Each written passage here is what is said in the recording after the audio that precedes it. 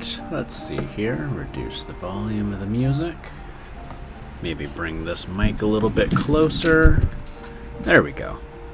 How's that for the volume there, Mikey? Gonna get a confirmation of not poopy volume. Sounds good. That's what I like to hear. Alright. Let's get a glove on here. My glove compartment is very empty now. Have to refill it.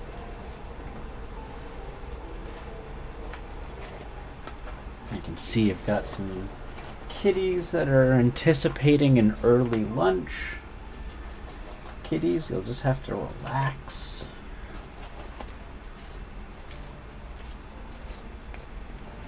I can hear my laptop is screaming at me. The fan does not seem to be too happy. Let's see here. I've got... Whew, that's a lot of CPU. Can I reduce that? I don't like seeing the CPU at 20%.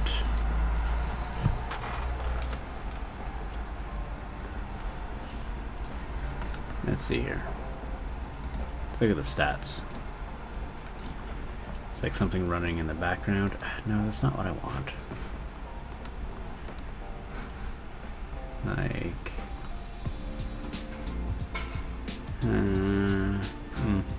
that sounds a little loud. Yeah, just turn that down just a pinch.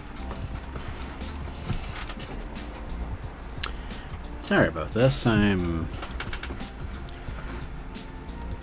apparently just not prepared enough. Oh, yeah, see, I can see that going up again. How to check processes on Mac.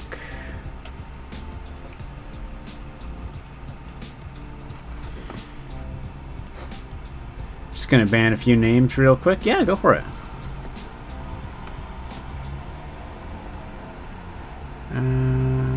Activity monitor. There we go. And quit Firefox. Alright, what is using up the most? It looks like it's OBS. My system. Ugh, jeez. Not loving that. Gannon, you can chill.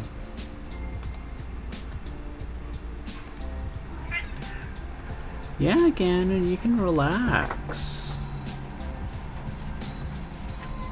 That's not a percentage number. You can't be using 234%. That's not a percentage.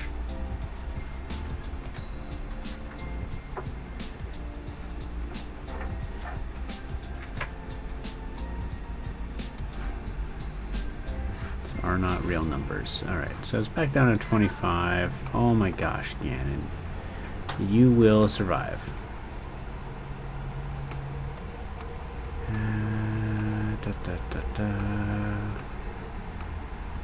Dang, Mikey's on a roll, slaying some bots. Okay.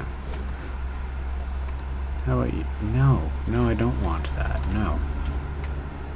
Go away. See, this is exactly what I didn't want. I wanted to close you. Like, quit that. Yes, quit it. I don't want anything eating up my CPU. You, yes, I would like you to close. Quit. Yes. Quit all. And then see if maybe that helps out a little bit. I'll quit you too.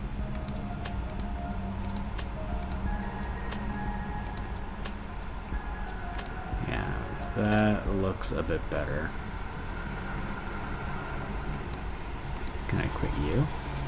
Can you be quit? Yes, quit you. Okay. So everything after that, so then it's just that. How is that eating up that much? That is not possible. And those aren't real numbers.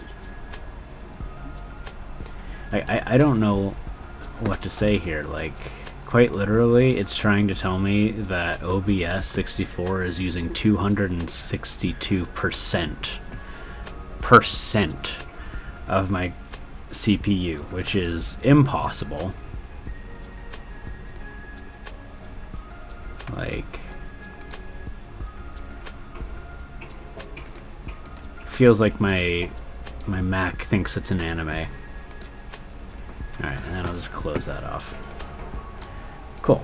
Alright, so now let's do some actual painting. So, yeah, so I've got a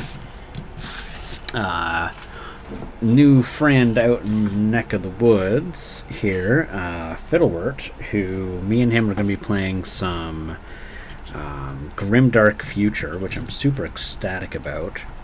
So I need to try and make sure that I put some cool looking things on the table, right? So here we've got one of my 2 HQ units. This is my I don't know what they call it in Grimdark Future. My orc mechanic. I tried to do some like object source lighting, and I suck at it. I've never done it well before, so I'm gonna clean that up and make that look like it never happened. I also need to do my shaman. My shaman is now shaman is like now one of the least painted things that I have in my army, so I'm gonna have to fix that up. I'm going to be deploying some of these guys, which are super cool looking. They are my jetpack guys, my jetpack orcs, and I wanted to make them look like they've got some real cool bases that they're sitting on. So I'm really excited about that. Did I put my thing in there? Like literally, I just need it for like a freaking hot second. That goes for that one. Where did I put it? Why am I a perpetual mess at all times? I need to get myself sorted out.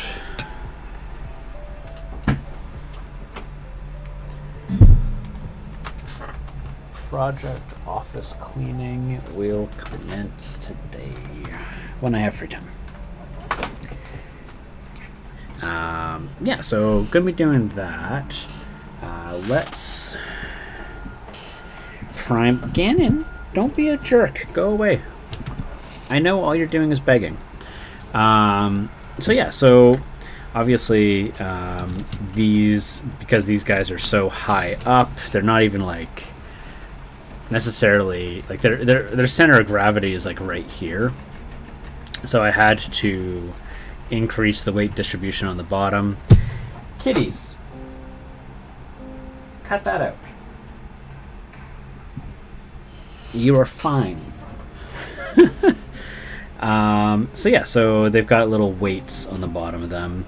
That is a Canadian nickel, which is the smallest form of monetary currency that is available in Canada, because 1 cent coins no longer exist. And if you find one, no one will accept it. I think I just shot primer into my mustache. Yep. Whew, that stinks. Whew.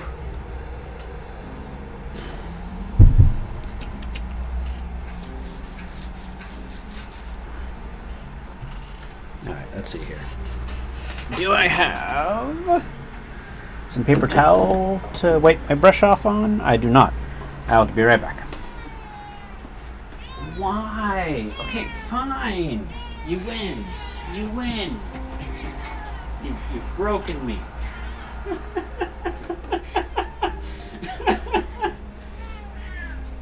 Fine. will feed you right now. Gosh, you guys bully me. Yeah, I know, you're a bully.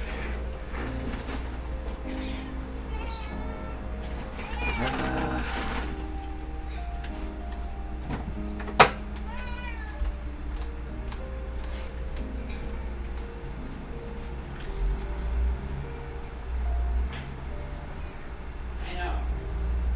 Trust me. You have won.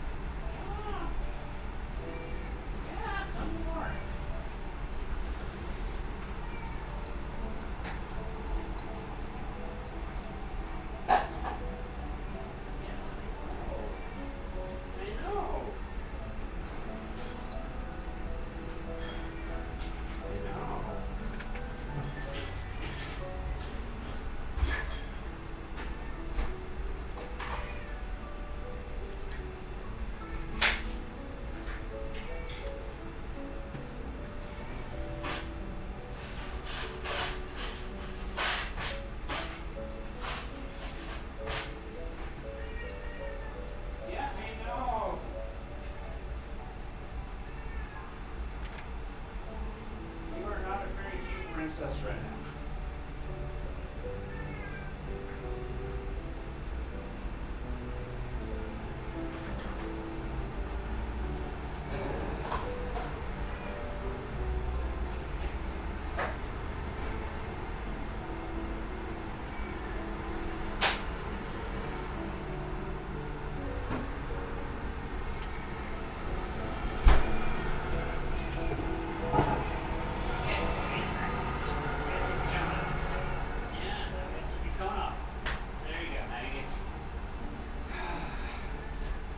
Paper towel. I came here for paper towel.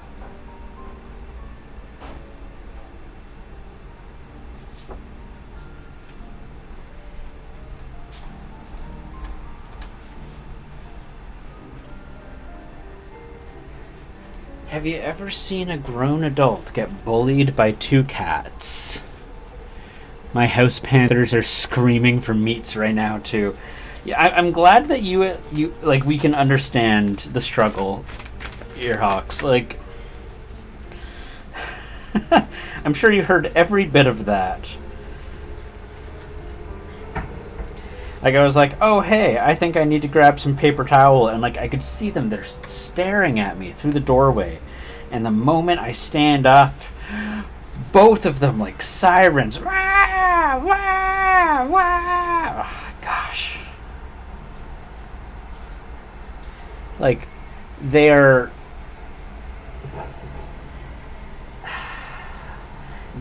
the Ganon on the heavy side is 11 pounds, and I'm being bullied by him.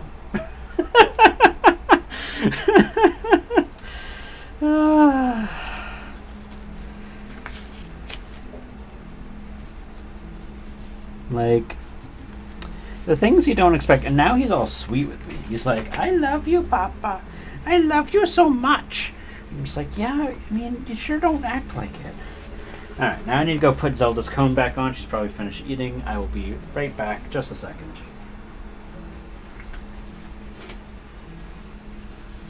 Yeah, you're going to beat the track. Alright, so you're still...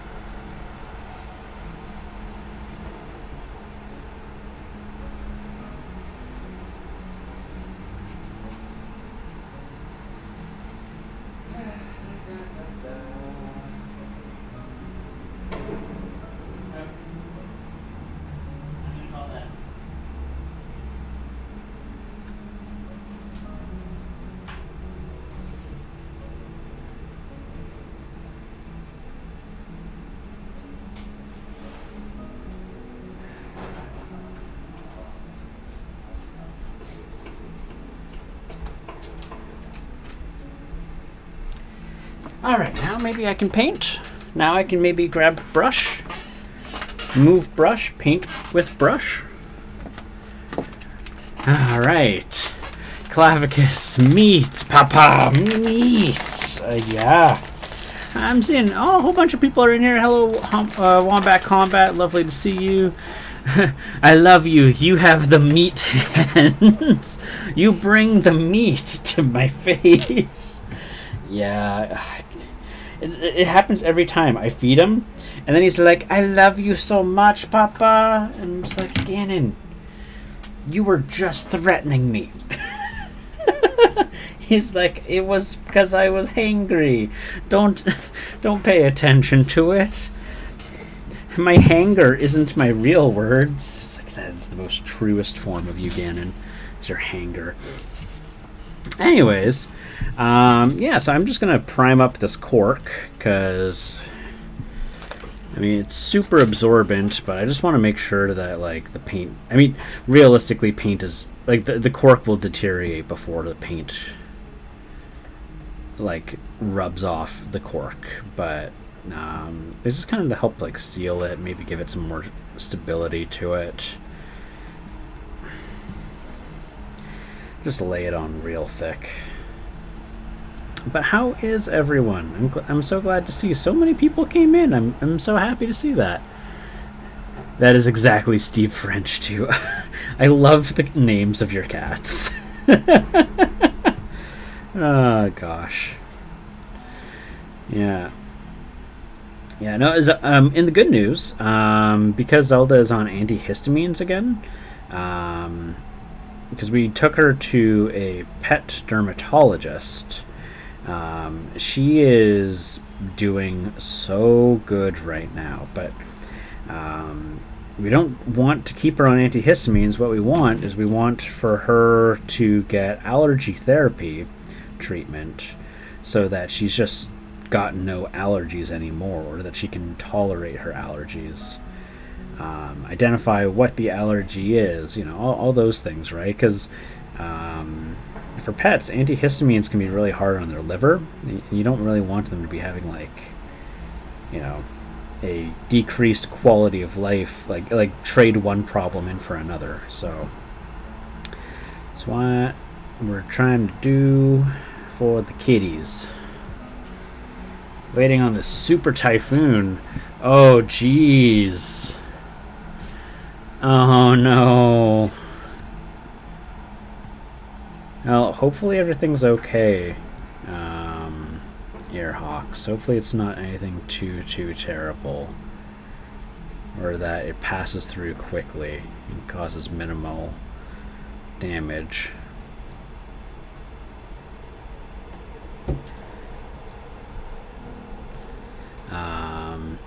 But yeah, right now I'm just working on my Grimdark Future Orc faction. So me and Fiddlewort are going to get together and hopefully play a game together for the first time ever, which is going to be super exciting. And we agreed on a 1,500 point army each. So I'm going to take a squad of jetpack orcs. I'm going to take with me a weird boy, a big mech. I'm going to take a truck. I'm going to take some mega knobs. Yeah, you can really get a lot with your 1,500 points. And my goal, my thought process, is I want to do everything I can to make it so that, because he ultimately he has the advantage in this upcoming battle between us, because he is playing a super shooty faction. So the chances are his Tau, if I'm not careful, can and will shoot me to death before I can make it to hit him in the face. I need to, my orcs need to punch his Tau in the face to win. And for that to happen, they have to survive long enough. So what I've done is I've got some ambush units because the jetpack guys can just fly in and then really cut that distance between us. This mech guy has sacrificed having a gun for an energy field, and so that will make it so that it is 1 point harder to shoot him. So he's going to go in with my Mega Knobs, and he can also recuperate and then like heal wounds for anything that has more than 1 toughness. So that's the plan there, to make them, just like real durable and hard to kill. And then I gotta have a psychic. Like if I don't have a psychic, I'm just kind of like, in my opinion, you are doing yourself a disservice if you don't have a psychic. Even if you fail on your psychic rolls, like that's still like one thing you can do each round, like each turn, and that can be important, right? Like that can be a make or break. Like sometimes it's just like, hey, my guys get to move an extra 6 inches forward to hit you in the face. Because when I was figuring out how to play Grimdark Future with my buddy, we did a couple rounds without any psychics, and we did some with psychics, and oh my gosh, psychics make such a big impact. And every army has access to them, so as far as I'm aware. They might not have many units, like the orcs only have the shaman. That is their only psychic. Let's see here. Working on Brindwind Extras boats. It's usually fine up north. Southern Taiwan is where the danger is with the flooding and landslides. I thought you were giving life advice. You gotta have a psychic. Yeah, look, you gotta know when the good and bad things are gonna happen in your life, and how are you gonna do that without a psychic? Let's see here. Hi, Gannon. You gonna be a turd? Here, let me give you a place for you to chill out in and not be a turd. Okay? One second. All right, Gannon, come on. No. Meow. There you go. Now you get to hang out with me. And yeah, look at that. Yeah, see, immediately you're like, oh, how happy, how good. Hi, Stompy, how you doing? All right, I need to get me some dudes. You know, I'll just glue these guys on. How are you today, Stompy? Honestly, it has been so long since I've streamed, I can't remember who comes out regularly or who is new. If this is your first time here, Stompy, welcome. I'm doing fine. I'm doing just swell. Thank you so much for asking. Let's see here. I'm just trying to figure out how I'm going to place these jetpack guys, because I took a note from the book of Valley Dweller, and I managed to get some really cool like stand-in pipes for like my jetpack orcs from Max Minis to like be hopping off of. I just think these guys look so cool. But these little plastic pipes are, I mean, you could use so many things to do these. You could use like Bic pens that have emptied out, and you could like just cut them off. These in particular actually were from my cat's like oral injection things. Like they come in a little tube, so you just take it apart. You take the inside out, and then I just cut it in half. And there I got myself. Obviously, wash it first. But yeah. And just a reminder for everyone, I am still doing a charity for One Tree Planted. You can see how much we've raised together so far there. Just want to try and help with reforestation projects. I could drown you with the number of things that we need trees for. It's a really good cause. They have a really good reputation for what they do with the funds that are donated to them. Largely what they do is they work with other trusted reforestation groups and distribute funds to them. And that way you can say, I want to plant 50 trees in, I don't know, Nebraska. And they will, see to it that a reforestation group there gets those funds to plant 50 trees. It's really cool. Come on. Did I just gotta do like more glue than that? Fine, we'll do more glue than that. I'll die. I will die for my hobby.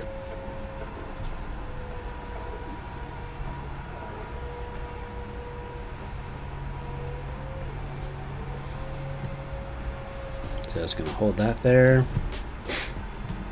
Try not to breathe that in. Super glue is super not great for you.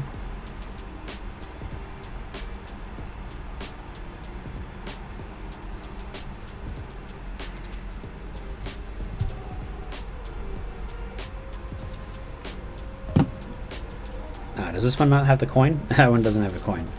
Let's fix that too. Need to get myself a nickel. There's a nickel.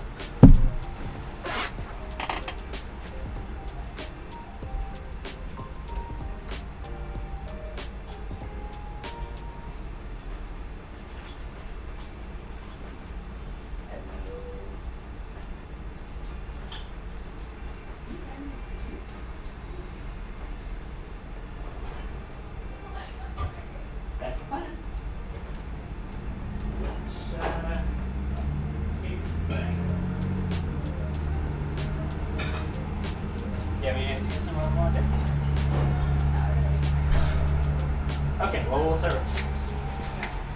Go on a Halloween adventure.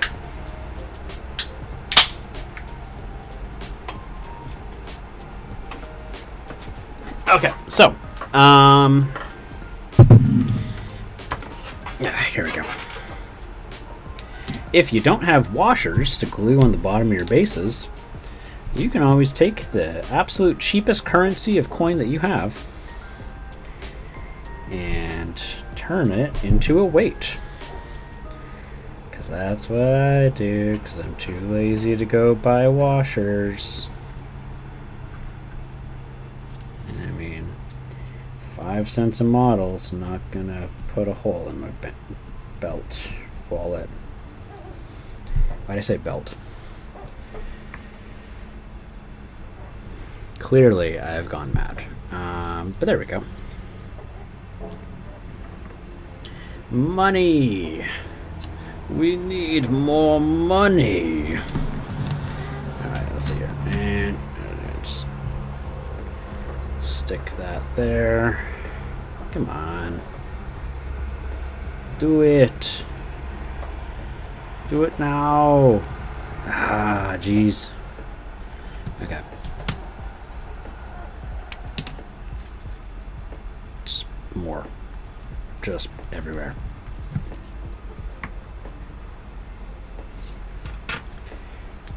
Yep, oh, got a whiff of that. Great. That's what I love. Yeah, I just knocked over my Scout Copta yesterday and rotorblade broke off. Immediately started gluing. Exactly. Yep, exactly. That's what I've got on all of these guys. Because I mean, like when you've got like something this tall and the center of gravity is like right here, right? Like it's probably even higher because this model definitely weighs more than that cork. So I just need like a little bit of that. Oh my gosh. Okay, so Earhawks, if you have not already heard of who's it? Max Mini, they have just the coolest looking orcs. Let me fix the camera up so that you can actually get a nice look at these guys. This one. Show the panel. Let's get it like a close up here. Bam. No, that's not what I wanted. Oh, actually, whoa, I can just like zoom in like that. Jeez, I can zoom in so far. I had no idea. I've always just worked with the focus instead. And there we go. So like, I love these guys so much, and like the faces are so characteristic. Zoom enhance. So like I've got, let's try to see here. Like I've got this guy here, and like he's got like the face mask. And I will say their orcs are all like very military looking, like kind of like Cromlech, but in a style that I really appreciate more. I'll have to paint them up so that they look a bit nicer. But I'm a huge fan of them so far. They very quickly became like one of my new favorite companies, and I just want to get more and more from them. You've seen the site, but I haven't painted up. Yeah, so their site was down for like a long time. They only recently reopened up, and I pounced at the opportunity to get some. I had a cart of like some like $100, $200 worth of minis, and I was like, wait, maybe I should like slow it down. So I ended up only getting like 2 units. I got some flamethrower guys and the jetpack dudes, and I'm just in absolute love with them. So I'm taking a bit of a break from my spending. I need to buckle down, but when I do get some more, Max Minis is the one I'm going to go with.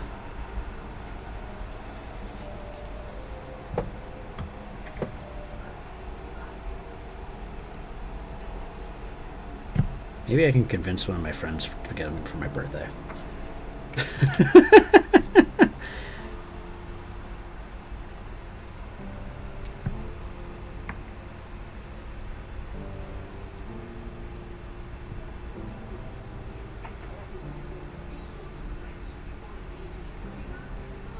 Alright, come on, let that set. Yeah, perfect.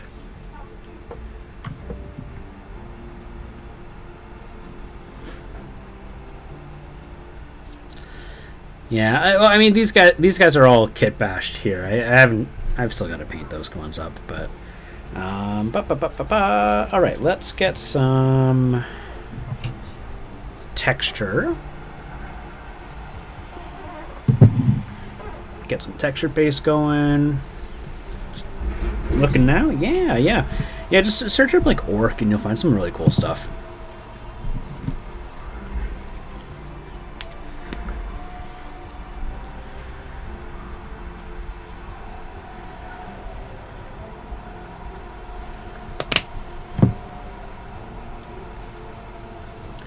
Yeah, like everything's super cool looking. It's so hard. I was also on Gear Guts website because I saw that you had an affiliate code or affiliate link, and I was like, oh yeah, I can like get some orcs, help out a friend. Excuse me. But again, I was like, I've got to behave. Because I've been meaning to get some Gear Guts, too. I really like their mechs and, like, their trucks, and, like, I like the mechanical stuff that they do a lot. Like, what is that? The Death Dread that had been remade into being a, what do you call? Oh my gosh, words are hard. Not Dreadnought. Dreadnought turned into a Death Dread. There we go. Is that chocolate I'm putting on? It is not chocolate. No. This is texture paste. It comes in a little jar, and so this stuff will crack up. Which is why the only reason I buy this Citadel stuff is because from what I've gotten so far, they're the best crackle paste. but I've been looking at some AK Interactive crackle paste, and theirs looks like it could be just as good. And if it is, that is one less thing I am spending money on from Citadel, because, oh my gosh, I harbor so many strong feelings against them. I want to eat it! Eat the paint!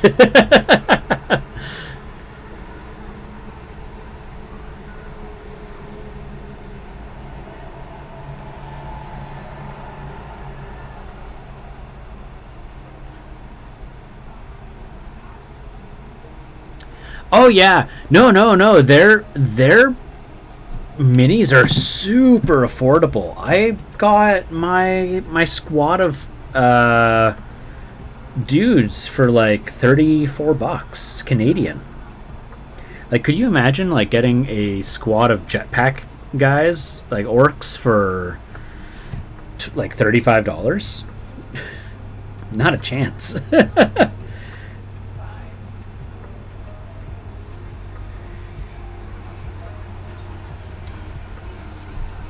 For what it's worth, I haven't had a single AK product. I had a single AK product, and you wouldn't recommend. Oh, okay. What was it that you were working with from AK?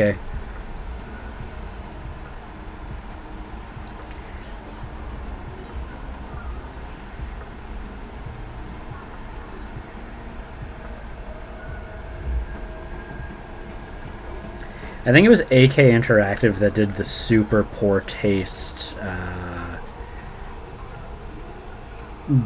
book about making oh gosh, what are those things called? It's like when you make a scenery with miniatures.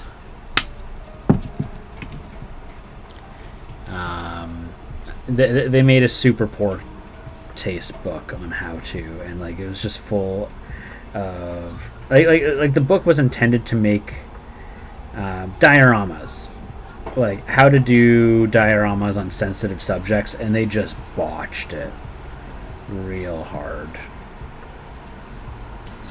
Like it was full of like Holocaust stuff, and it was not like there was no sensitivity to it, like acknowledging like how real a lot of the things that they were doing were. I think that was AK Interactive. I haven't had one. They're all great. The enamel's texture based, all of it's good. Oh, maybe I misread.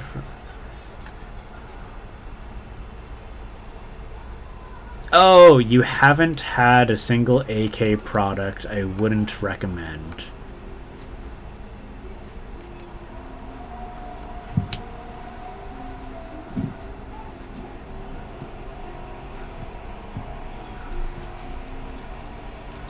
Yeah, it was AK Interactive that did the super poor taste diorama book, wasn't it?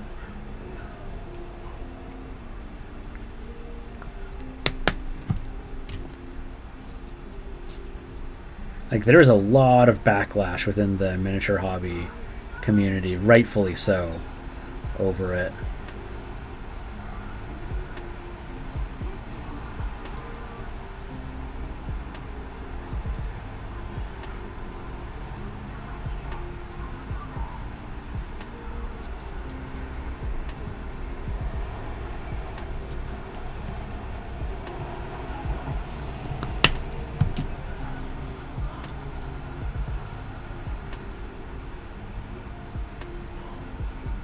And like their apology wasn't an apology.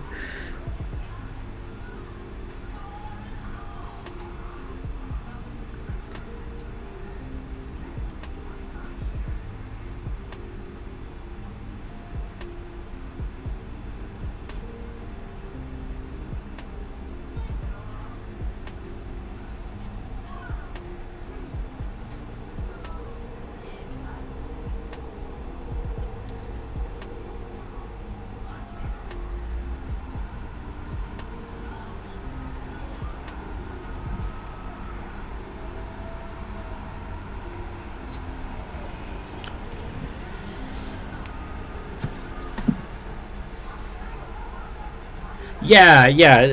I think that's the thing that I took away from it is like it wasn't that they were intentionally being like dirtbags. It's just what they did was very dirtbaggy, and then when they were confronted about it, they buckled down instead of acknowledging, "Whoops, we may have like done messed up."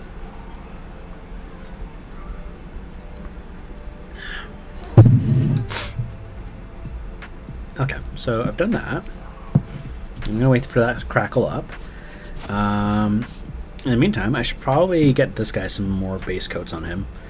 So let's see. It looks like I've done some washes. Let's like try to bring his skin up. So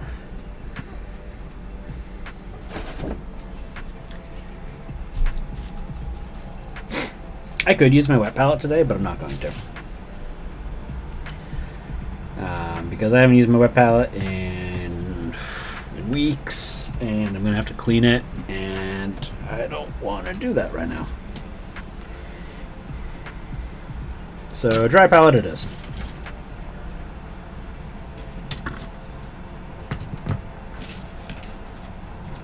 Wouldn't it be nice if, like, when people mess up, like, they can acknowledge and recognize that they've messed up, and then just be like, "Oh man, I'm really sorry. Not how I meant." Like, you know. But I feel like people are so defensive about, like, so it's so bad.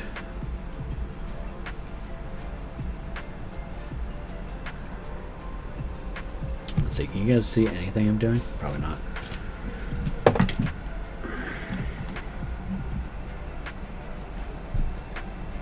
Yeah. It just, like, the sensitivity wasn't there. And, like, I think that, yeah, it's a hard thing to put around, like, just put into words, right? So, like, I wouldn't say that you can't do a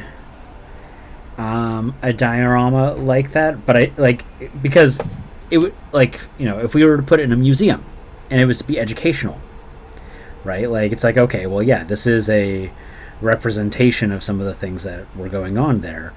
I don't think that would be in poor taste.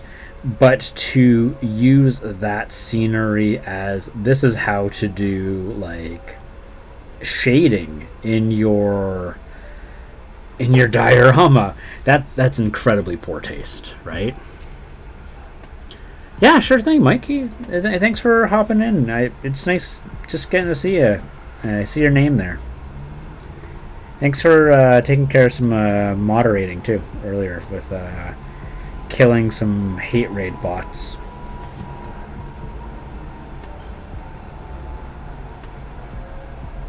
Yeah, exactly. You made a mistake. Own it. Everyone makes mistakes. And, you know, you can make mistakes with grace.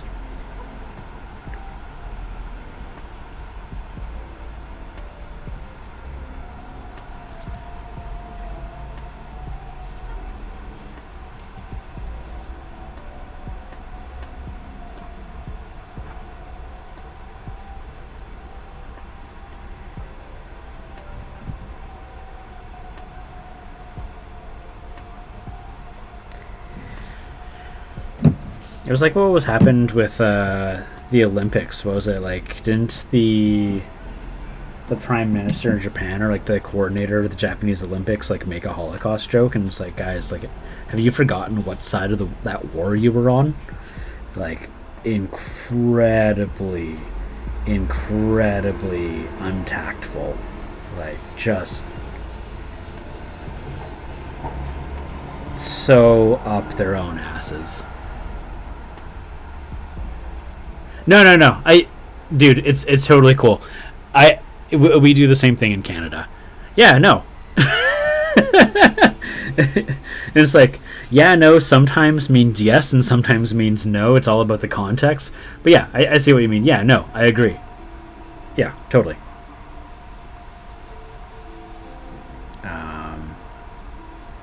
I don't know how many people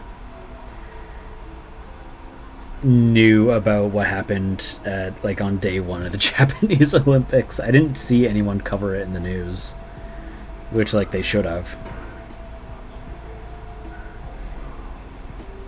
I like a lot of content that comes from Japan, but that doesn't like excuse that massive PR screw up.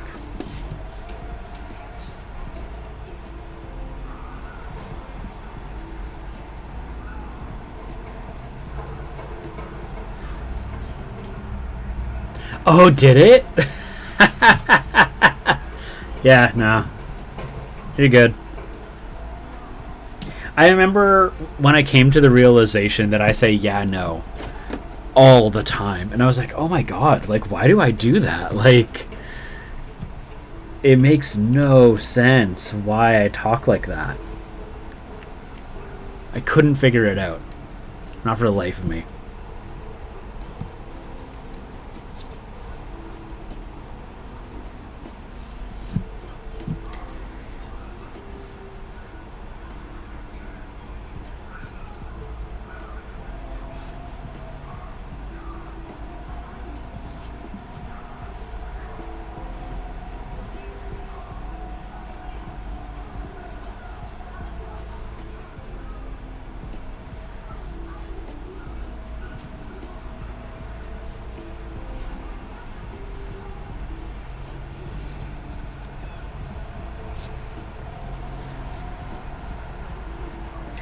But besides, incoming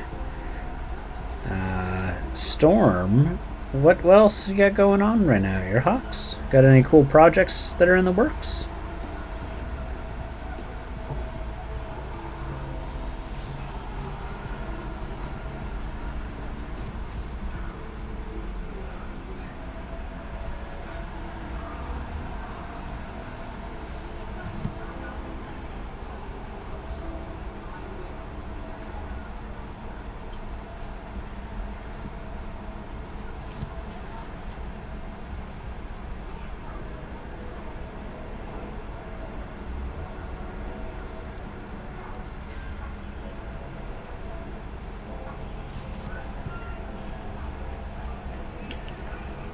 NHK announcer used Taiwan, not Chinese Taipei. Not once, but twice when introducing the team. China, of course, was outraged. Oh, yeah. Oh, jeez. There's so... Man, that whole subject, there's so much to it. But yeah, China's been a little bit colonialist, to say the least. You. I own you. I own you too. I own you, and I own you. No. It's bad. And I think a lot of people are probably ignorant to the fact that that's happening. And don't realize that, hey, like, they're going and subjugating a lot of different peoples. Like the fact that they're taking Muslim Chinese people and putting them into work camps, abducting them and trying to brainwash them out of their religion, because they're recognized as their own people, like their own culture within Japan, or not Japan, within China.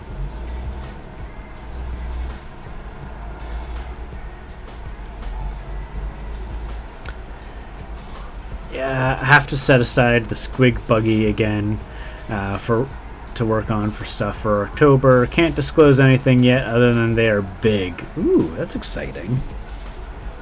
I like big minis. I love big minis.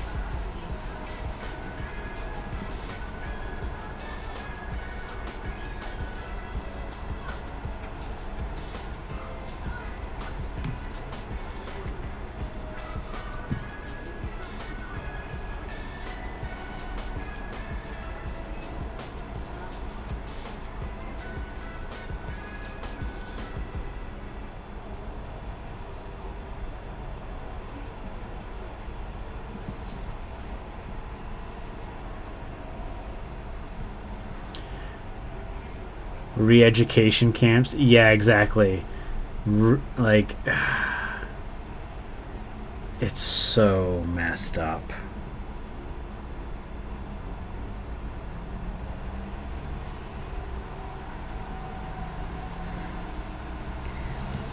And like, so Canada did some pretty awful stuff similarly. Like, our hands are red in the matter as well, for actions that we've done in the past, to not just the native indigenous people here, but to the Doukhobors, who were refugees from Russia that came to live here, work as farmers and the like.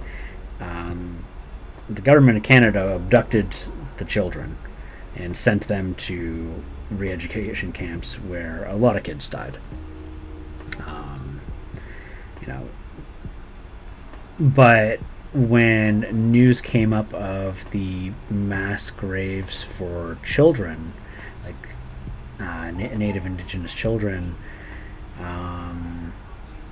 China immediately jumped on the opportunity to be like, see, look how awful Canada is. And it's like, dude, like, you guys are doing this right now. Like, obviously, yeah, we're to blame, and we have a lot to atone for, and a lot of injuries and wounds that need to be held, or like, that we're held responsible for, and that we need to address. But you guys are doing this now. Like, right now. But, of course, that's not how they're going to look at it. Like, at the UN, like, China, like, absolutely went after Canada. Because we've been very vocal about being opposed to what they did without addressing our own problems. And that's very hypocritical of us.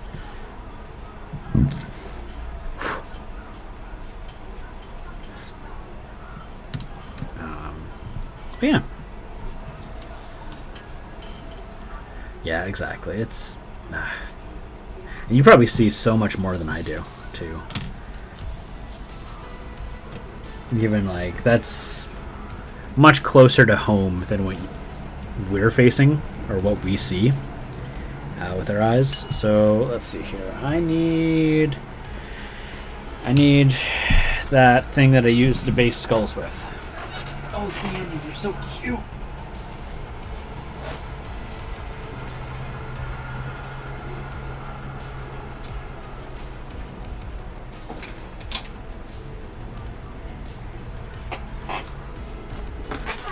Let's get a quick sleeping kitty cam here.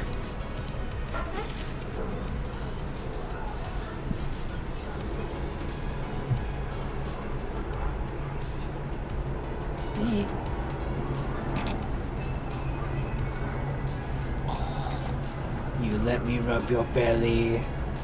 You're so cute.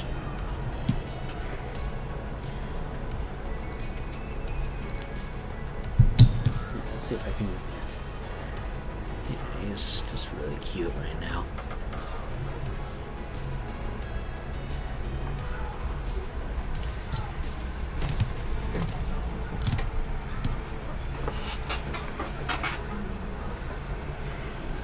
All right.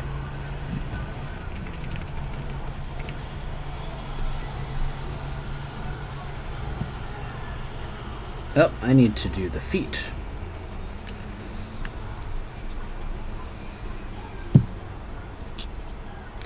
Oh, I'll get to that in just a second.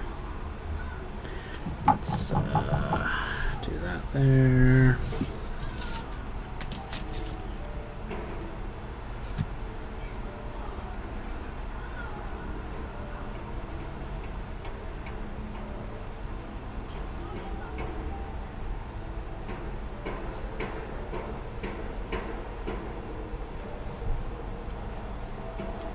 "9 miles from the coast, and these types of conversations are exactly why I don't even really want to go to Hong Kong again. I have them on many socials." The Wu Mao? What's that? I don't see. Like, this is what I mean. Like, you would be much more informed than I am. Yeah, it's... Oh my god, what happened to Hong Kong? That was devastating. And the things that the police were doing in the protests.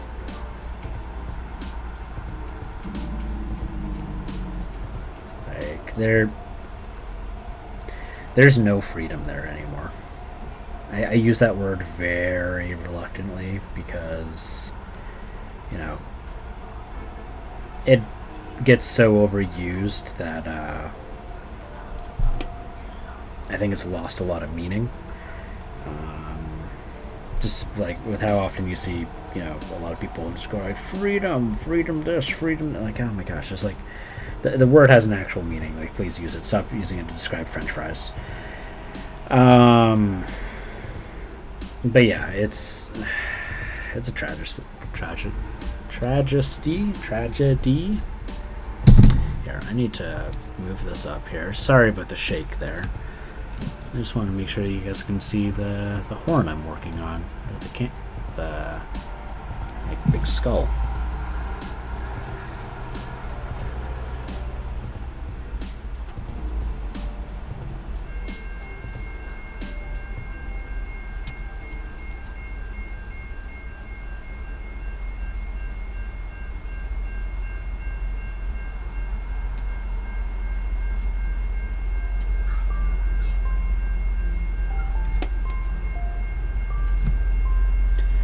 It's colloquial for 50-cent army, people who get paid to spread pro-China propaganda and monitor socials for people. Oh, okay. Yep.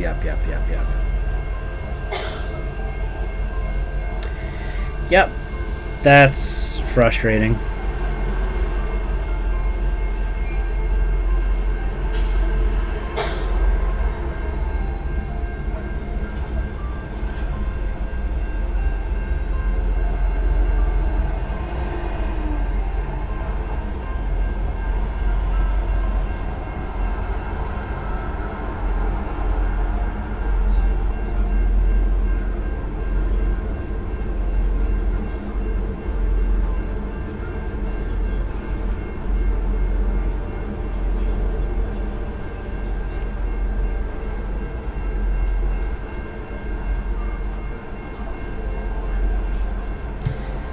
So, I know that there's a skull on the base. Nope, that is a helmet. One of you guys has a skull on your base.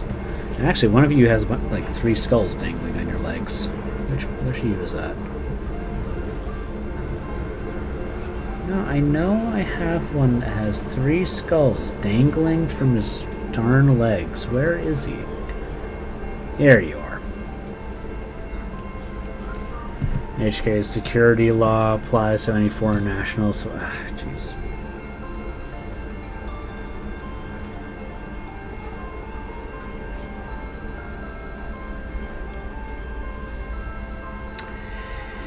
Yeah. I mean, like, what can you do, right? Like, it's, as an individual, besides speaking up, like, it's hard to do anything besides watch and just try to like address any of that kind of thing if you see it in your own backyard, so to speak.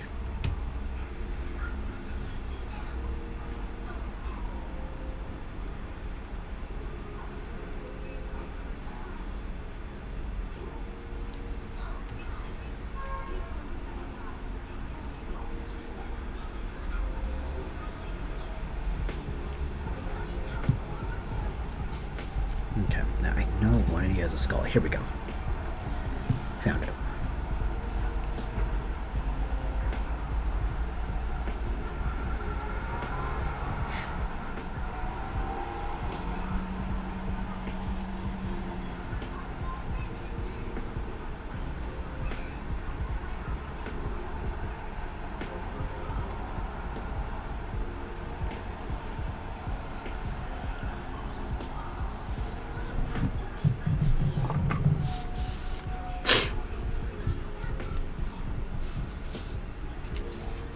Okay, so we've got that.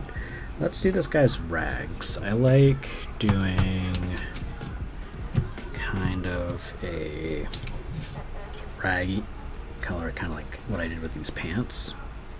I like the idea of doing that. Yeah. Don't stay silent. Yeah, and don't go to those two places. Yeah, exactly.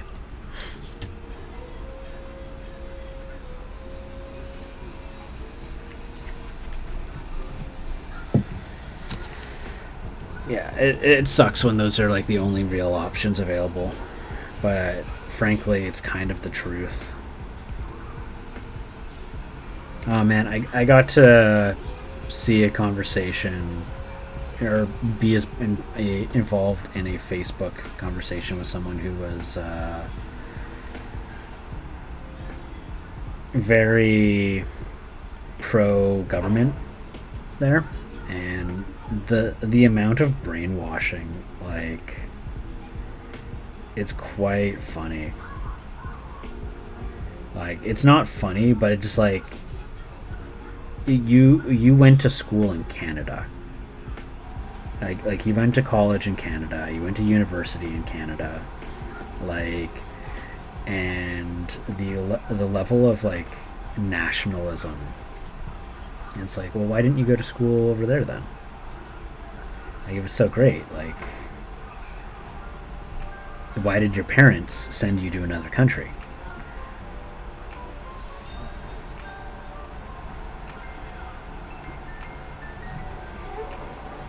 Yeah, you have a good night there, Airhawks.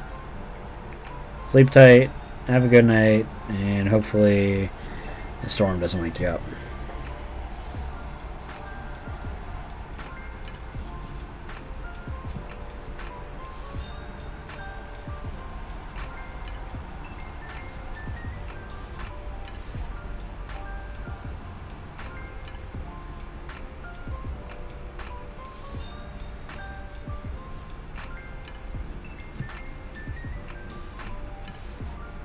Woo Mao. Jeez. Too funny.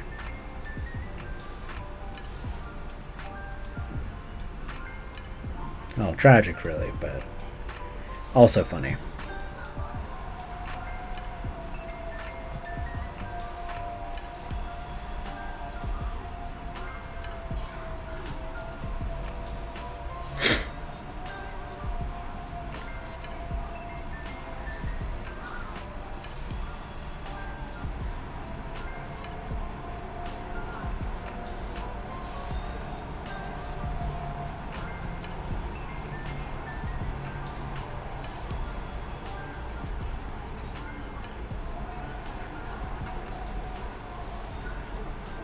Hey, Mikey.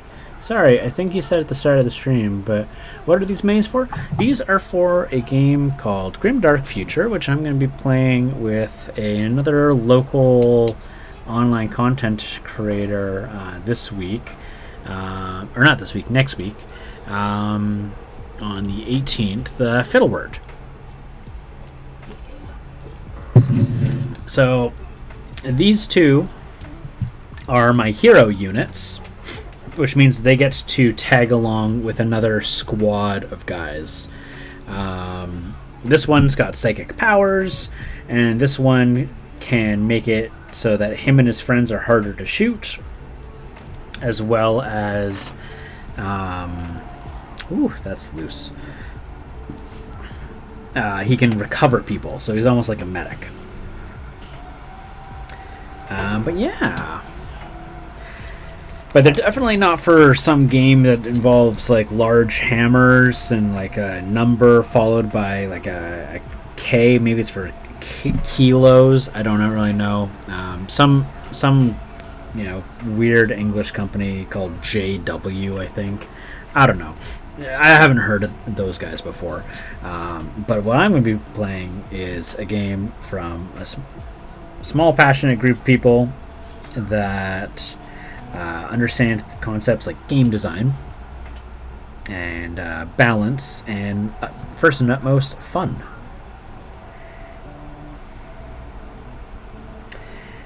But yeah, no, it's gonna be real cool. That's a moth.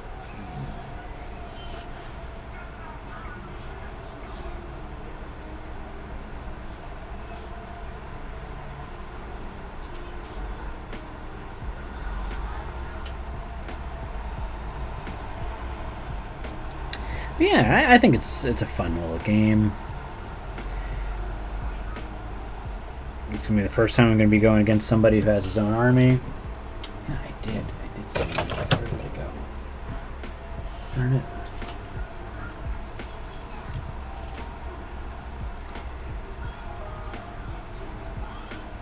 I need to get like something that can kill moths in the house.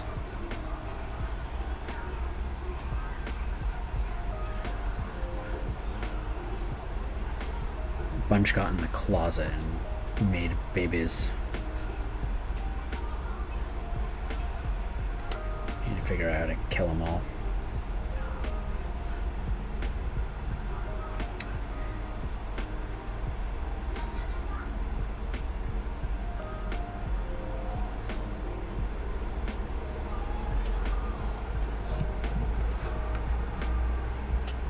I've been playing Gloomhaven with the guys. First in-person game, sort of, I've played in a while. Ooh, how are you liking it? Gloomhaven looks real cool. I have a friend who has it, and I never really got to play it.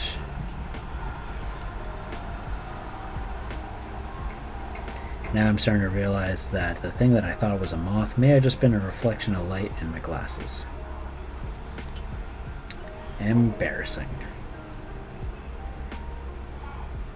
Yeah, it totally is. It is absolutely my paintbrush. I'm seeing this little thing and flutters. It's like flut, flut, flut, flut, flut. Which looks like a moth.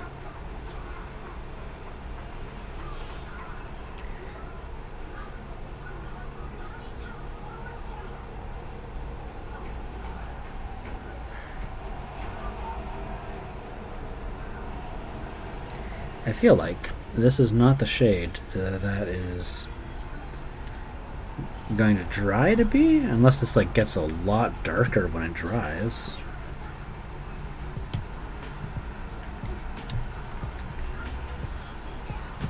I don't get it. I really like the fighting system. It's based on cards. We call it the fighting system. It's just all of the game. I think one of the neat things about Gloomhaven is that, like, after your character reaches like a certain goal or like objective, like they just retire and stop being an adventurer. They're like, yeah, no, I'm done. I'm good. I'm satisfied. Like your character has closure, which you don't really see in like D&D a lot of the time. Most people don't retire their adventurer. They just stay an adventurer forever until they die or until the campaign is over.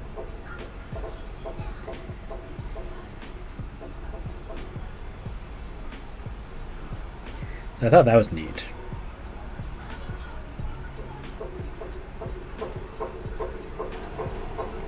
Is it pretty easy to learn?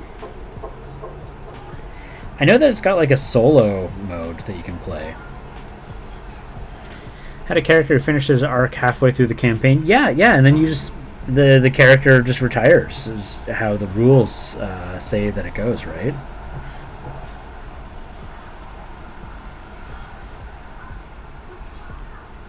So then I guess you just get a new character card.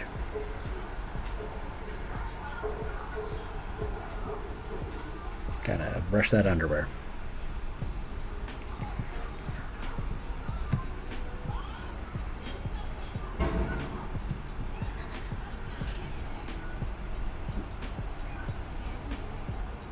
I had a character who finished his arc halfway through the campaign. Oh, D&D. But that's because you were moving. Yeah, that's fair. That's valid. Alright, so I've got little robes.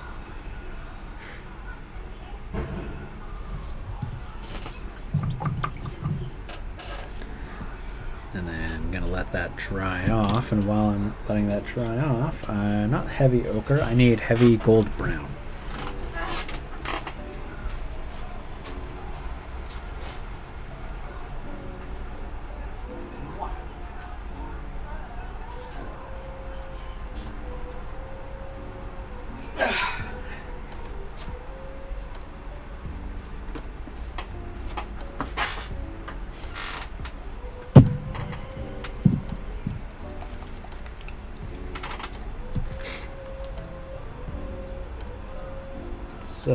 Do some teeth, but Gloomhaven is easy.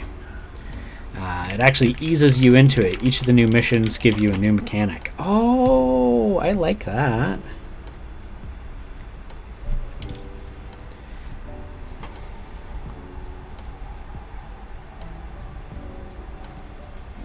Kind of like Legend of Zelda. You don't start off with 2 hook shots. You start off with 1. Get used to it.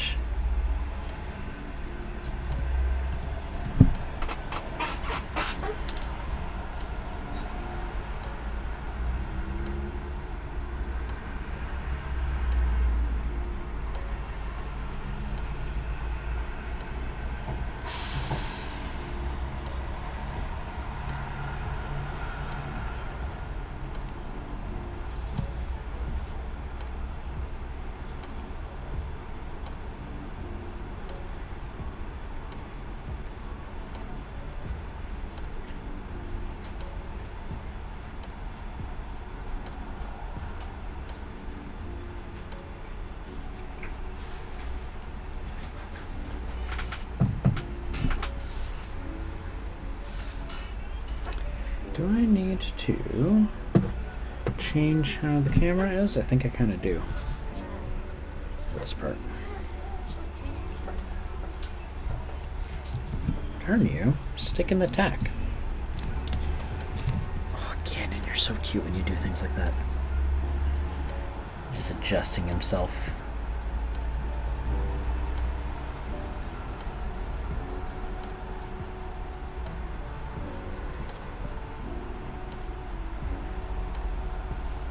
Am I using the right color?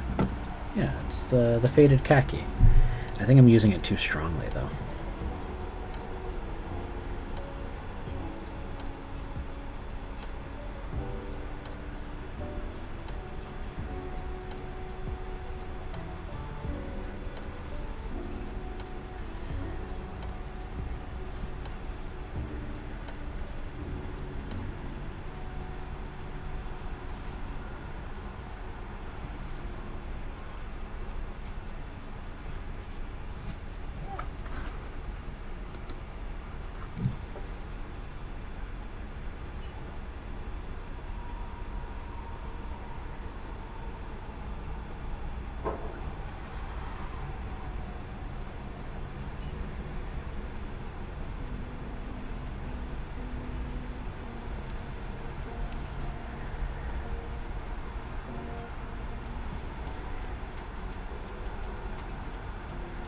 I remember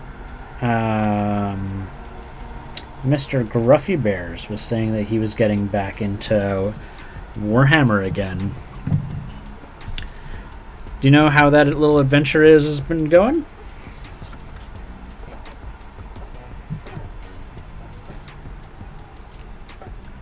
Has he tried to get you to tag along?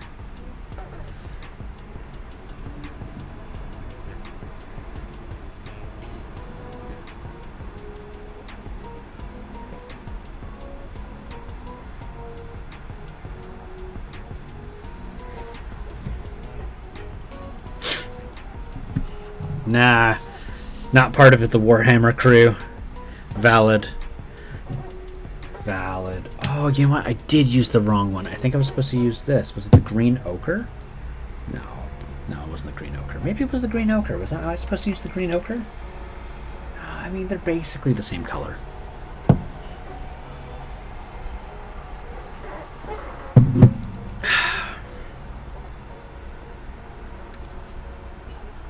Maybe it is the green ochre I'm supposed to use.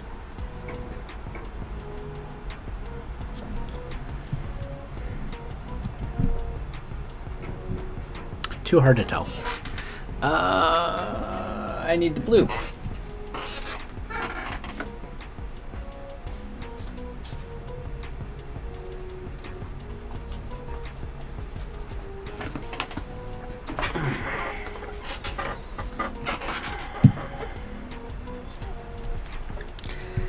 That's valid. Don't get into Warhammer. It'll there's too much going on in it. It's, oh my gosh, too much. Ugh.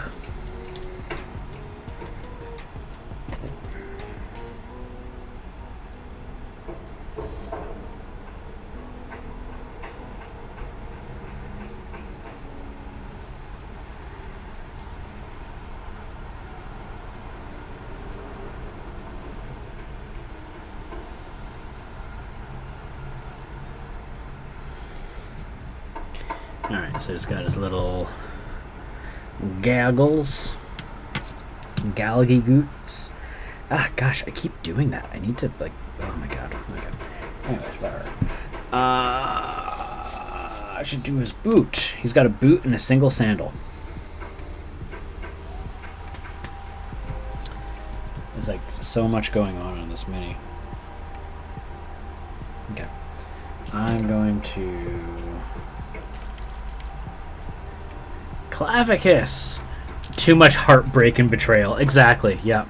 Although I did play with one of the Sarah Chicken's armies before, and it was a bit of fun. Yeah, I mean, okay, so if I was to give any recommendation, I'd be like, hey, go play Grimdark Future from this other company that is not run from, you know, a bunch of other people. I'm just not going to be... Before, I used to try and keep the peace about how I felt about the company Games Workshop. And, you know, I'm just not going to anymore. I have had strong feelings about them since 2013. Strong negative feelings about them since 2013. And, you know what? People are finally starting to catch on that they're not great in how they treat their fans. They're not great on how they treat stores. They're not great in how they treat their employees. You know, people are finally catching on to this, and so I'm just going to say it. I do not like them. They make... Now, that I need to be clear, though. The people who work there, I have no grudge against people who work there in, like, the art departments, the game designers, like, all those people are fine. They make really cool things. They do good art. They make things look nice. They're doing what they can to get by and do their thing.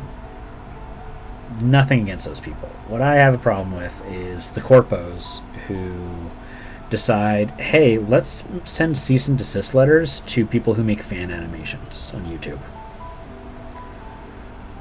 Like, I'm sorry, what? No, that's not okay. That is not an okay thing to do. I have a problem with them deciding, you know, just a lot of other things that they've done. It's just...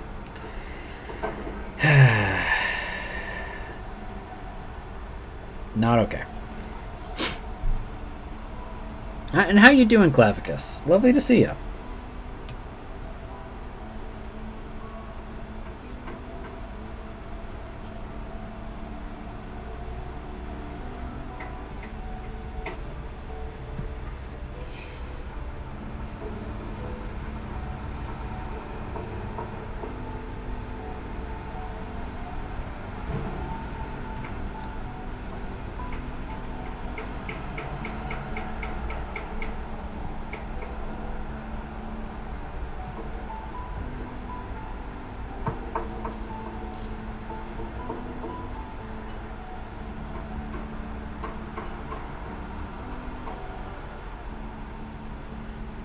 I'm alright. Always painting. You are always painting.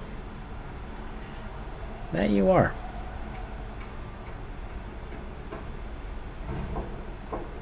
Alright. So, put a wash on that. Put that away.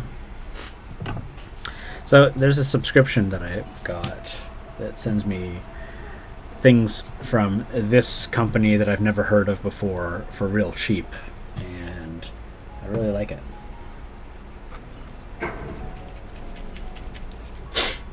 Because I got 2 bottles this size for about $17. I think that would cost me like close to $25 or $30.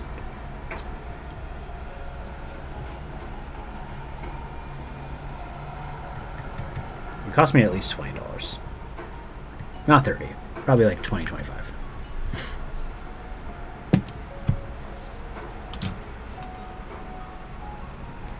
So I'm all like, yeah, I'll sign up for that.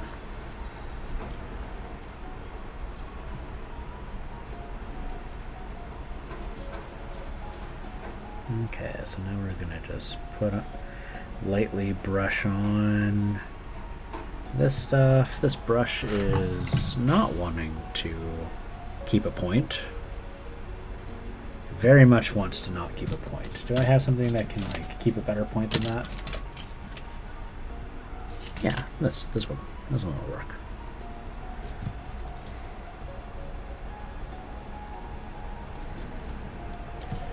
Let's see here.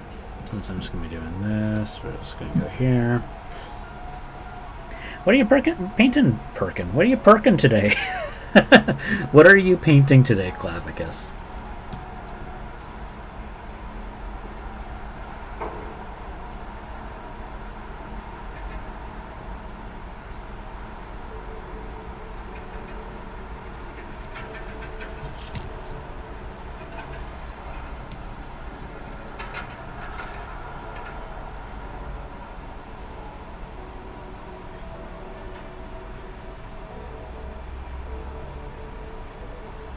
Secret Chipmunk? Oh, hi. How you doing? I hope you're doing swell. Long time no see.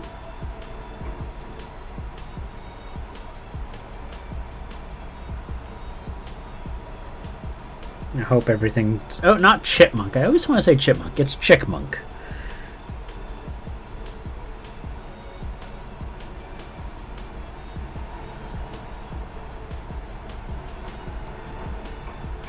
I hope you're doing well. I'm okay.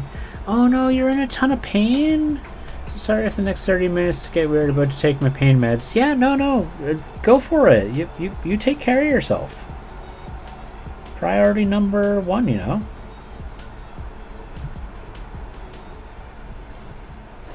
I just opened my Brine Wind Extras from Bone 5, grabbed a single mass boat from it, just finished. Oh, nice. I imagine there's pictures soon to come. More eye candy for the Discord.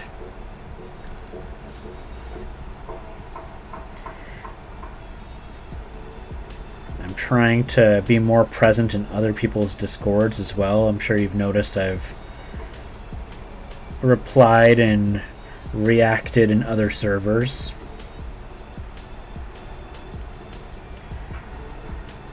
To your posts. I'm trying to do a little better. I'm in a little bit better place than I was before, so...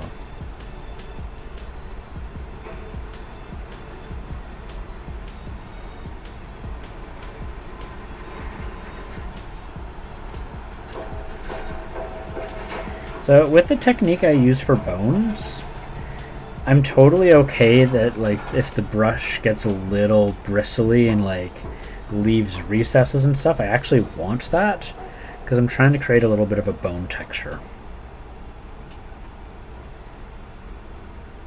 Because obviously the bones are not going to be khaki, but I actually want this like sienna.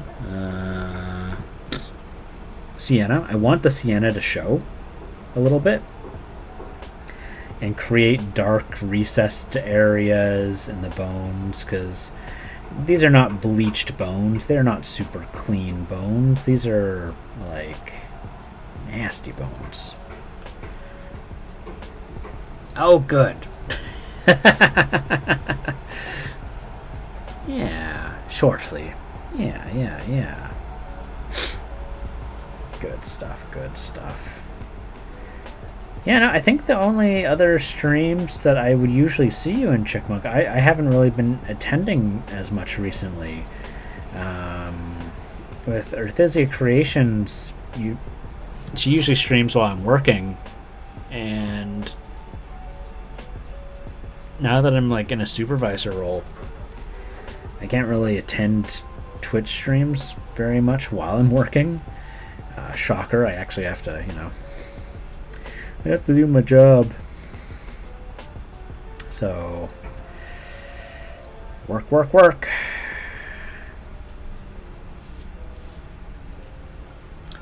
Always appraised the feedback and positivity on my posts.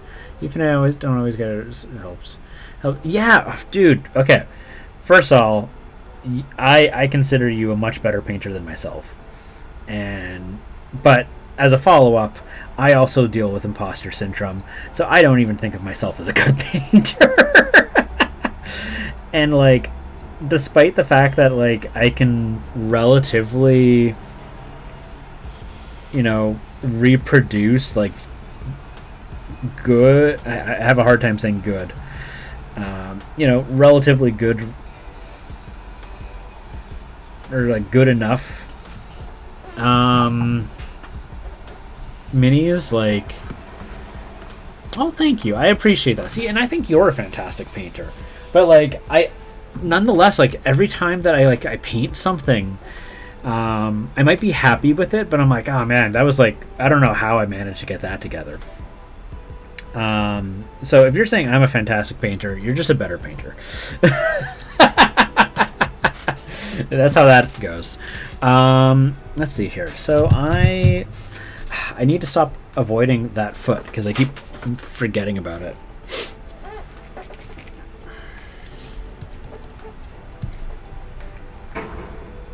But yeah, no.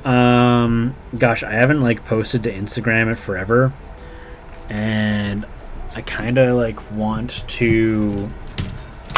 Oh gosh, I want to post stuff up there, but at the same time I feel like nothing I have is like good enough right now, which is silly and unreasonable, but that's what my thought process is right now. I also want to see if I can get my black 3.0 to like work for my paint box, for my light box, and I'm countering a couple of challenges with it right now, but I just need to apply a second coat today, and hopefully that will solve all my issues.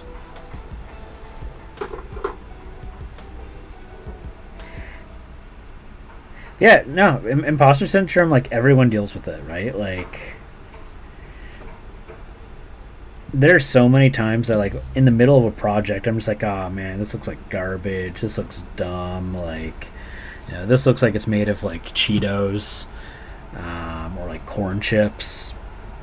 Like all the negativity is just always there. And at the end, I'm like, somehow I managed to do something.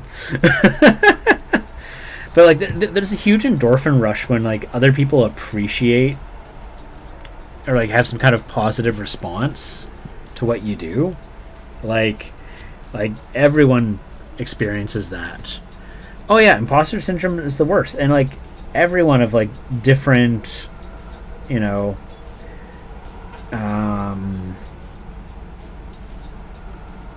industries, like arts, like they all deal with it. I deal with it at my job. Like I don't know how I managed to get my job. And it's like the best job and place I have ever worked at. And so the imposter syndrome is all the stronger because I'm like, I don't feel like I belong here.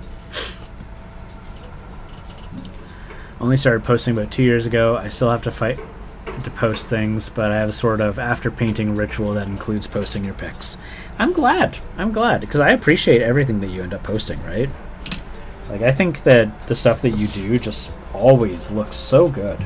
I'm just going to put him away for a little bit, and I'm just going to... I think what I'll do is I'll work on those bases there. So I need to get my brown sand out again. I've been finding I've been like using Reaper paint so much more often now, and I love the freaking matte finish. The matte finish on them is just so nice all the time. Like, I wish there was a place in Canada that I could reliably get them more often from, but the only place I can get them from, I got their entire stock. Not everything, just like I ordered one of everything, and you know, then shared with other people where that they can get it too.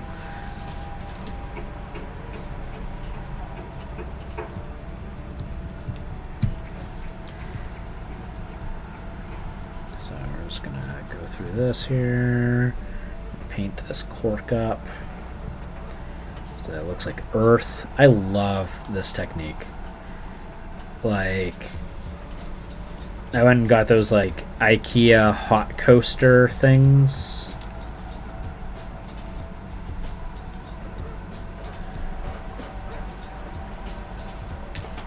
And I remember seeing, who was it? Devs and Dice. Devs and Dice was doing a thing about them. And like, yeah, this thing, like, you do this and you will have great results in like your basing. Reaper is your jam. Like, and I wish more people appreciated Reaper, because they're so much better than some people. Like, some people just have this like instinct, like knee-jerk reaction to say something isn't as good as like their favorite thing. It's like, man, like, I have a feeling that you just like got like something from when they first started doing plastic minis and they were figuring out the formulas and stuff. Because, you know, I'll admit, like, you know, some of their old stuff, not as to the quality of their new stuff.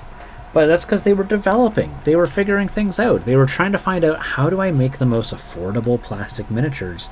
And they did. They did figure out how to make the most affordable plastic miniatures.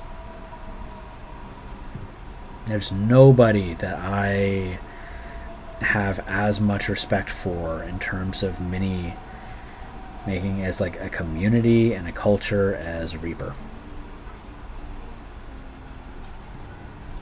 And I think a lot of people just need to get their heads out of their butts.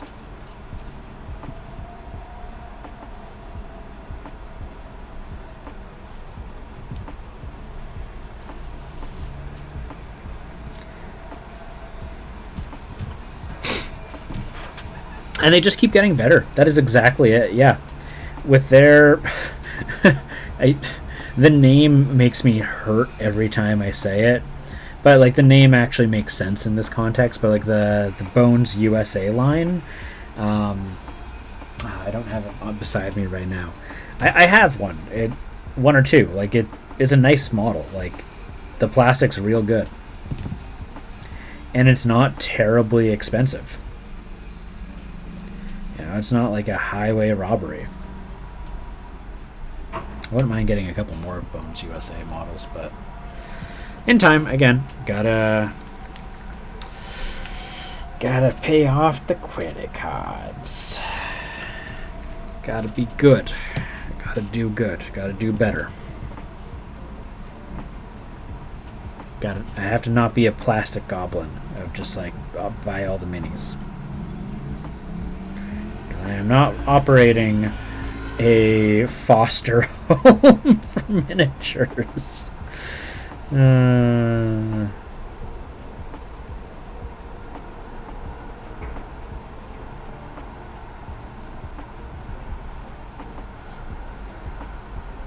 do love painting, though.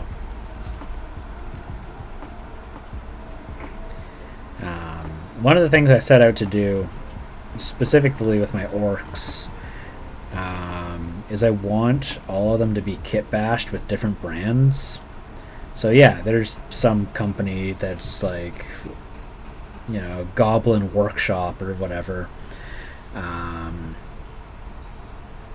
And yeah, they produce like the bulk of some of this, but like with this guy, I believe this is War Games exclusive here. The head is Cromlech, you know, War Games exclusive again. Let's see. This one I think is all Goblin Workhouse. Let's see here. War Games exclusive head, RTLW, kit bashed gun. Cromlech. Like, I'm just wanting to, like, make everything a little kit bashy. It feels like painting resin to me. You have all the... Of course you have all the bones. USA. That comes to no surprise for me. It would be really cool to go to a ReaperCon one year. I would love to sometime.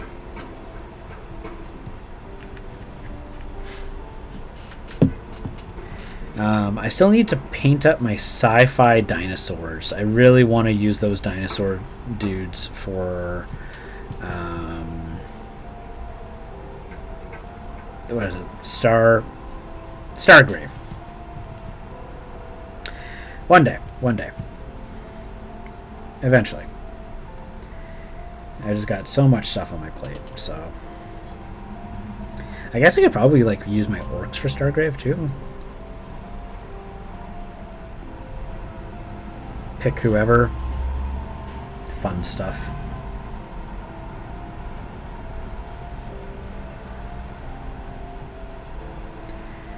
Alright. I'm so glad the construction's not too loud today. It's totally there, but it's not as terribly loud as usual.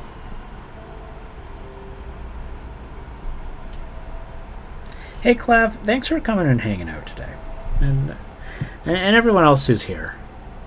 I'd love to just thank everyone for who's hanging out with me today. I really appreciate it. Like, you guys are taking time out of your day and you're coming and you're hanging out, and you know, this little happy place that I try to make means something, you know? Like, how the heck, such a terrible design. Like, I'm sorry, I need more than that. I gotta, like, dunk into the bottom. Just, ugh. These pots are torture devices.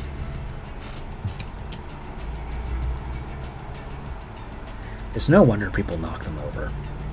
Today I knocked over my bust for, or my, the bust that I'm supposed to be painting for Craft Canvas. So I had to, like, pull out some emergency super glue and, like, reattach some fingers. I still have to reattach the head. I'm almost glad I have to reattach the arm, because I actually was meaning to fix it up earlier anyways. But yeah, I have to do some surgery.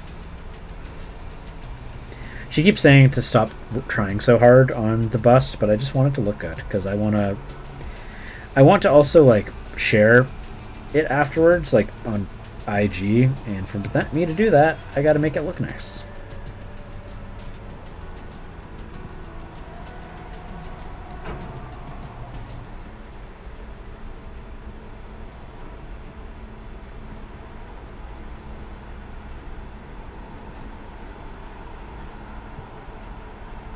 She's like, stop putting in so much effort. And I'm like, nah. Nah.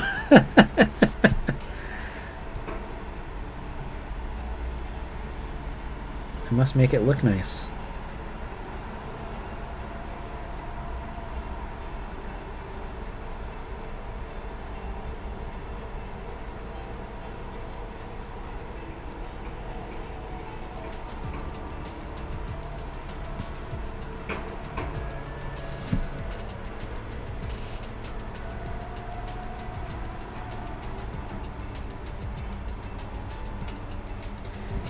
go. Oh.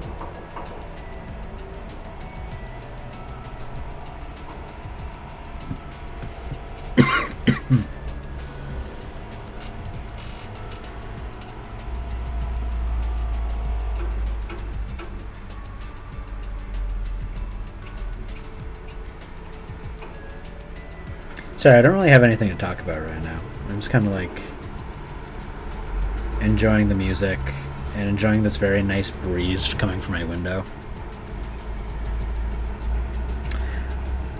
Ooh. So, I was given a very sweet gift from Gremling for our anniversary. Gremling gave me some Death Save shirts, which I have been ogling with my eyeballs for a couple of years now. And I officially have all of the Death Save shirts now that I really wanted, which was like the Vecna, the Lord Soth, and my absolute favorite, the Orcus shirt. Not because Orcus is my favorite character, but because Orcus is just like... just looks so cool. Like, gosh, looks so freaking metal.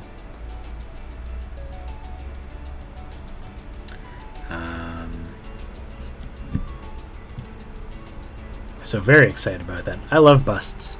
Don't get to paint them enough. Yeah, I want to really get to have some fun with this bust. I'm probably going to take quite a while on it. My plan was originally actually to start painting it today, but I have to get ready for this game, and so I am here painting up some science fiction orcs, who I've really grown attached to these guys. I've started naming them. So this one here is Burn. This one here is Buzz Flight Gear. And then this one is Boomer. And then I can't remember which of these two. One of them is, I believe this is Crash. And this one, oh my gosh, what was it? There was Crash and Burn and Crash and another one. I can't remember who it is. Very much like named after like a 90s. Speaking of metal, I haven't bought your shirt yet. Hey, no worries. Mikey, good news. My shirt on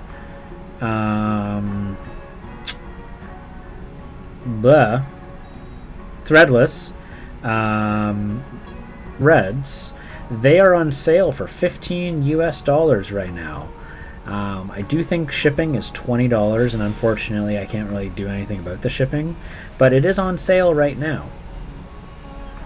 So that's some nice news there for anyone who's interested in either a Knoll,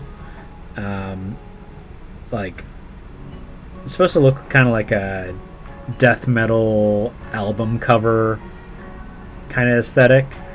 And then I've also got a shirt that says Starspawn. It's very much a Mind Flayer, but Mind Flayer is a protected IP, and obviously I can't say that. So it's a Starspawn.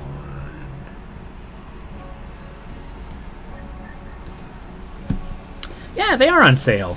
Yeah, save $5 per shirt. Ha ha ha ha ha ha. Ha ha ha. Ha ha ha. There you go. And what else?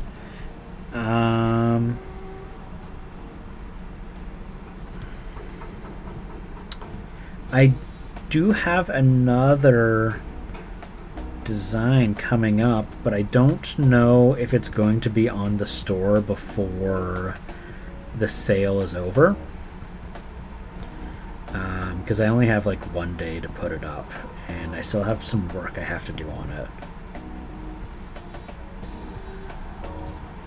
So I would say wait, but I don't think the next sale is going to be until like Boxing Day, which is in November.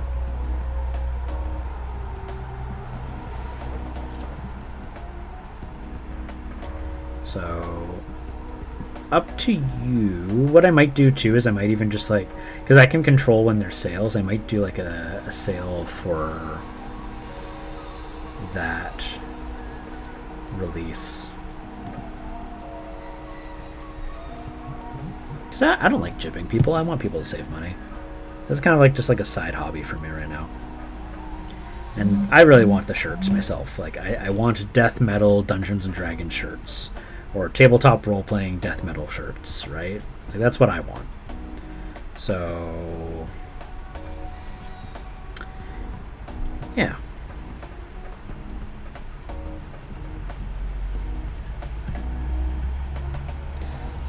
I was really excited to find out, actually, the Starspawn shirt made it to the threadless, or like the search engine, the storefront, what they call it.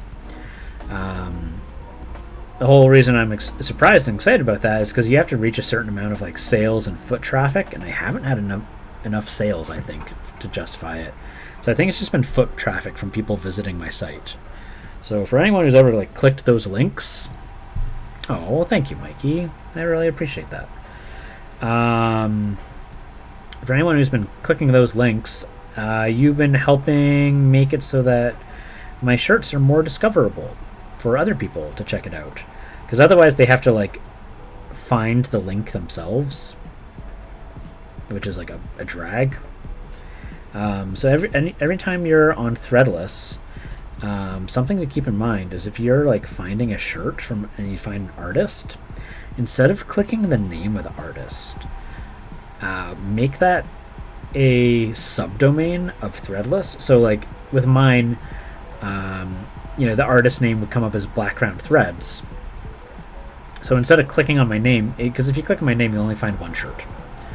But if you instead go Blackground Game or Threads .threadless, what'll happen is you'll get to see all of my stuff.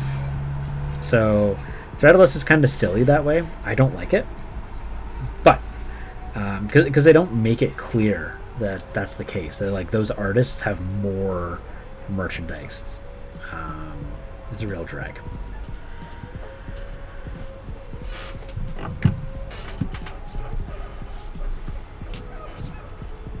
Yes, your purchases make it easier for me to design more shirts like that. I commission artists to make those designs because I myself am not talented enough. So the more designs or more shirts that get purchased, the more I can pay those artists to do more designs and so forth. Okay, so I started doing that. Now I'm going to do this. Let's get... Do I want to like do some bronze work? Do I want to like get all those? You know what, let's...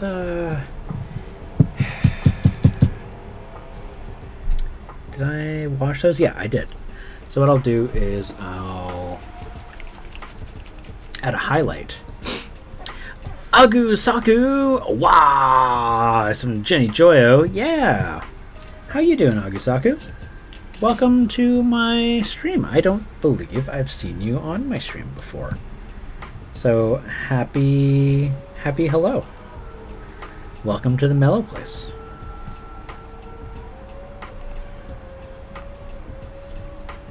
Yeah, I'm just painting up my Orc Marauders for Grimdark Future. Ah, loud. Having trouble with the checkout. Oh no. Okay, well, it's on till the 12th, the sale, I think. Yeah, the sale's on till the 12th. So you got some time. I understand the 12th is like right away for you, but 12th over here. There we go. Get myself a nice little... I probably lurk a lot during the day. Oh, I didn't know that. Well, that's lovely. Nice to... Happy hello.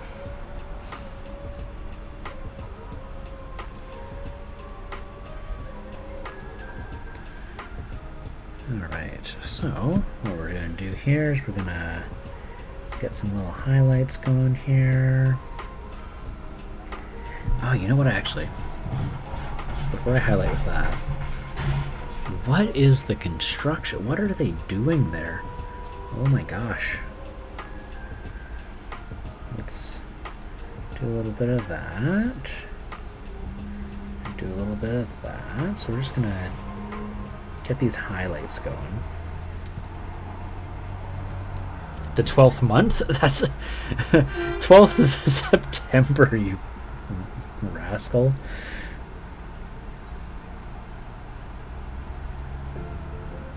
Guys, what do you do when your mod is like giving you a hard time? Do you take away their sword? What is the protocol?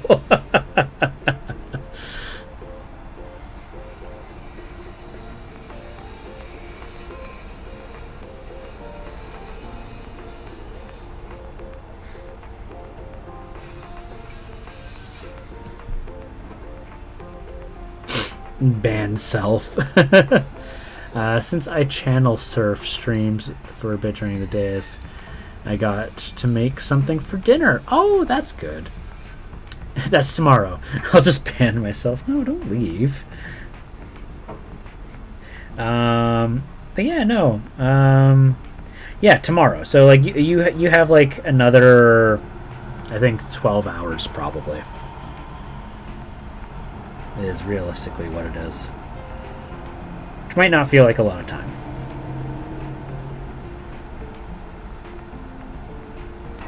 Otherwise, it's full price. In which case, if you're going to pay full price, like, get, you know, wait till you get to see the Lich shirt. Because that's what the next one is. It's a Lich.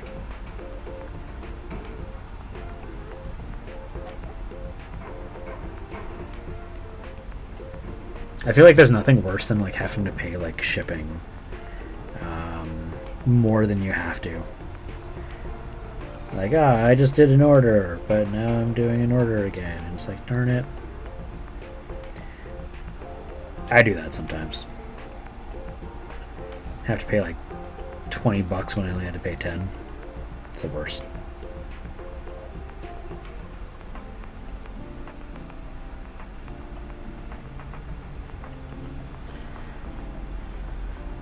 Oh, that's right, because you're over in the UK.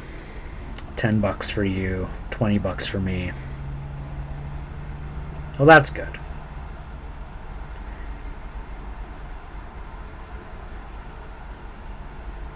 Yeah, for me, like, the shipping costs about as much as the shirt. Sorry, not UK. Not the UK. Ireland. You're right, you're right. My bad, my bad.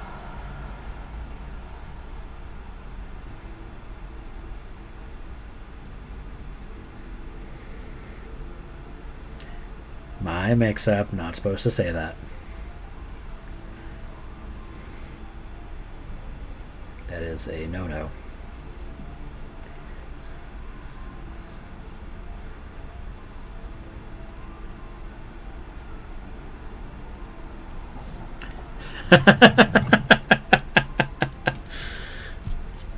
Yeah, no, it's true though. It's true. You don't want to make that mix-up. It's bad because the Isles. I'm so used to calling them that, but that's not the case. And even when like referring to them as the Isles, it's a little tricky. Yep, ban Mellow Minis.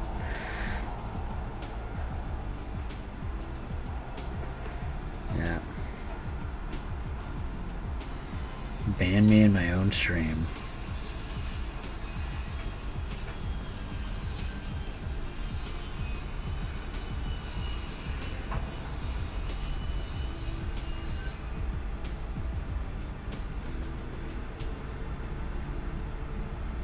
I just ordered 11 new Magic the Gathering t-shirts a while ago from Kohl's. Kohl's had Magic the Gathering t-shirts? Really?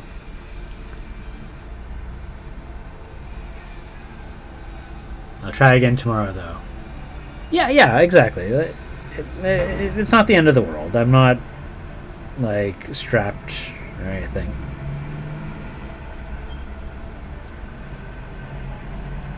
So, there's no rush.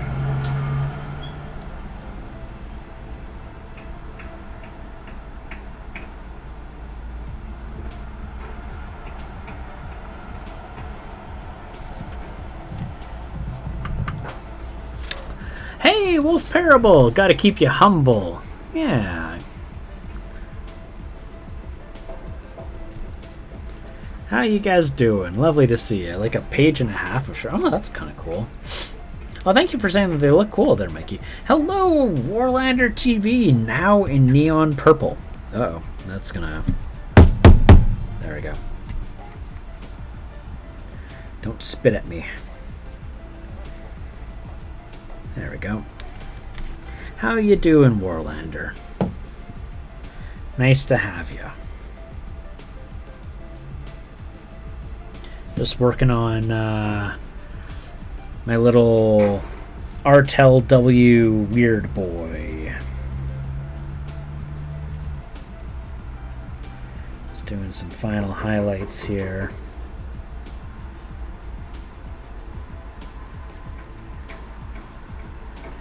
Probably throw a wash on this again just to clean it up, so that not all of the paint strokes are so visible. I don't usually like using washes for that, but I've kind of like made a mess of the model, so I just want to clean that up. Oh, that was too much. Don't like that.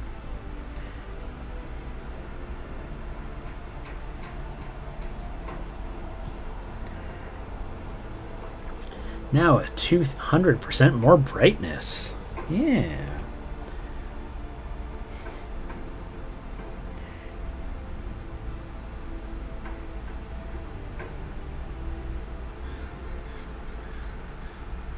Man, Magic the Gathering, I haven't played it in a while. I need to play it sometime soon. Haven't seen my buddies in a little bit, and kind of like the only people I can play with. There we go. So that's looking not bad. Let's get a little bit of highlight in there.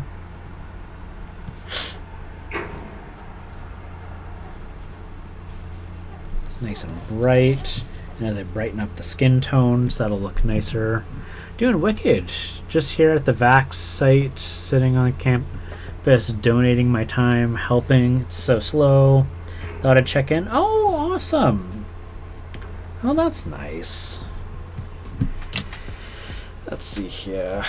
What do I need to do? I could probably start highlighting some skin more. Yeah, let's do that.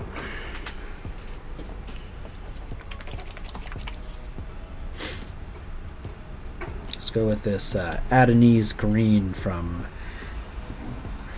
MSP. There we go. Only need a little drop. That's why we are starting a group online using Spell Table. I saw you posting a little bit about it. Is that the Chrome one that you're able to like just show your cards and like it'll put it up on the thing for you? I've heard about it before. Yet to try it out.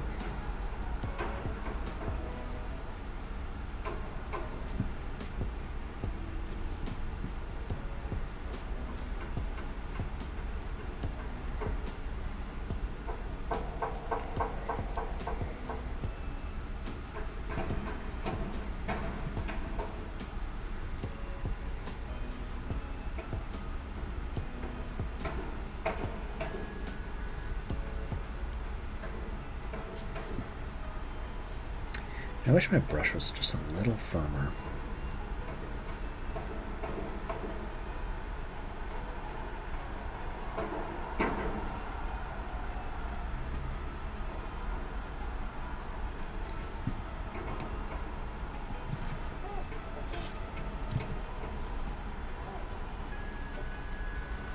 Wizards loved it so much that they bought it from the creator. Oh, isn't that cool? Yeah, because it used to be called Spell Crow, wasn't it?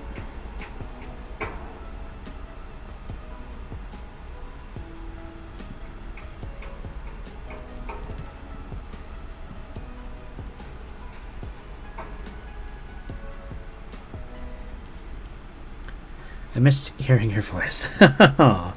Yeah, no, I haven't been able to stream a whole lot lately. I'm just trying to get like things a little tidied and organized.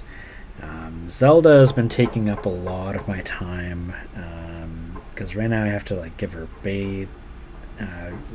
baths and stuff, and if I bath her, I've got to also dry her off so she doesn't get too cold. She's on antihistamines right now. I've got to like keep track of like when I'm feeding her because like we're going through all the processes of building up to doing allergy testing for her right now. The vet said that she's got like some bacteria in her fur, so trying to wash her adequately so that she see if that is part of the causes why she's itching quite so much. Yeah, exactly. Yeah, so oh gosh, Aurora would take up even more time. Are you not on pat leave right now?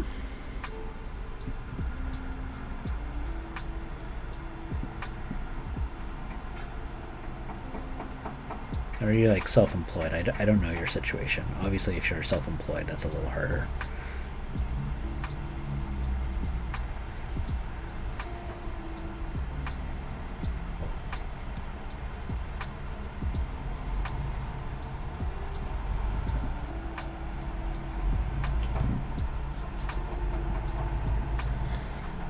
Okay, oh my gosh.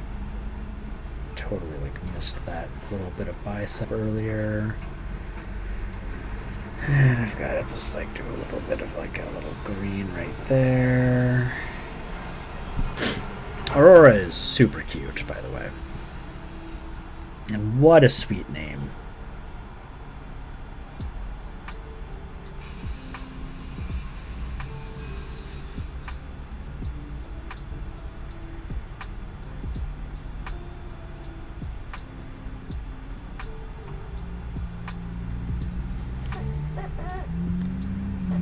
My cat keeps nibbling on the end of his tail.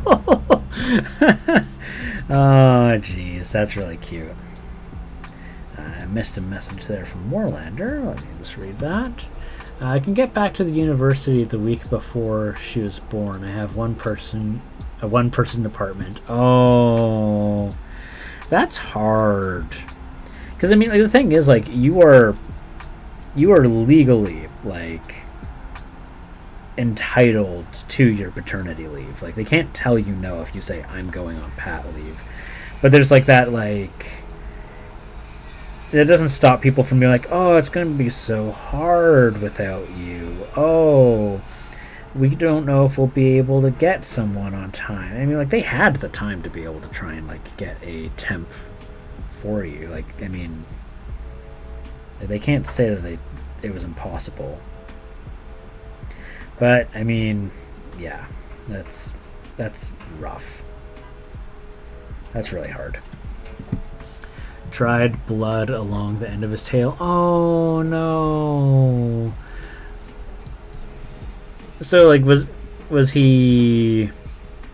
Did he get hurt and then like he's just trying to like scratch and chew the scab? Is that what's happening?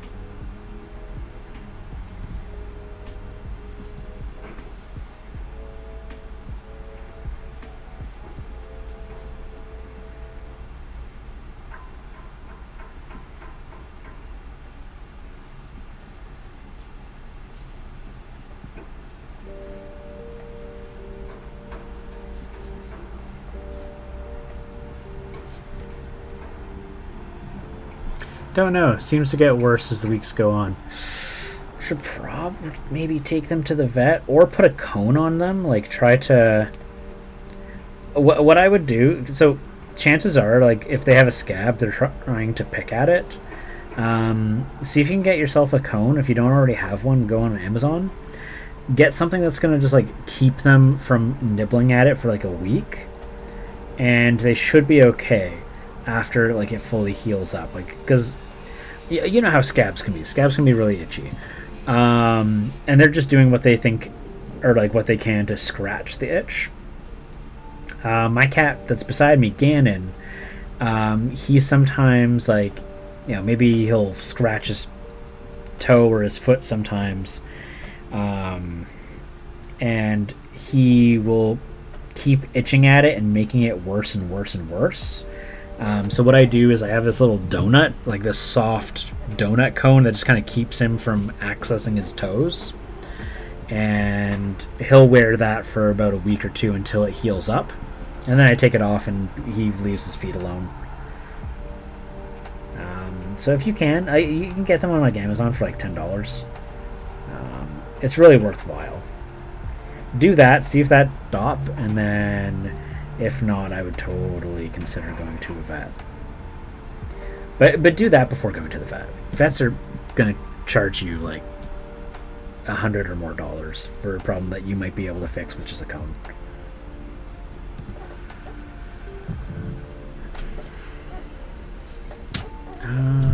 Okay, I need to clean up that on the inside of it because I mucked it up.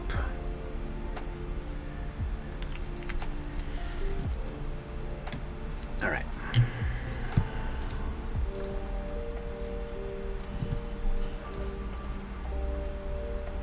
So let's go in here.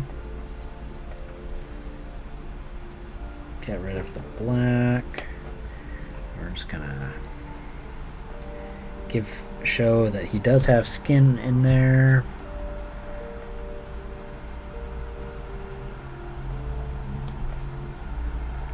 I should have done this a long time ago, but when I base coated it, I did a bad job.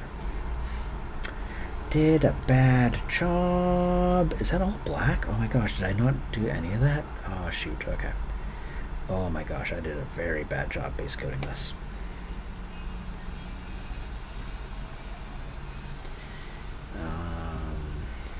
Yep.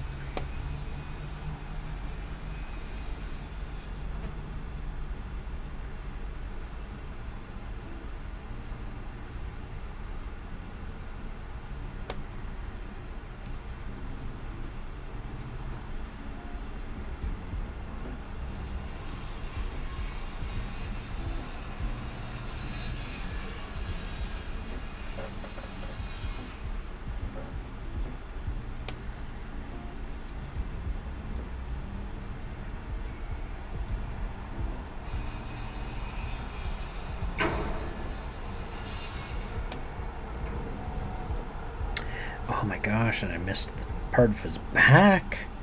Oh my god, what am I doing? Why do I miss so many parts every time I do stuff like this?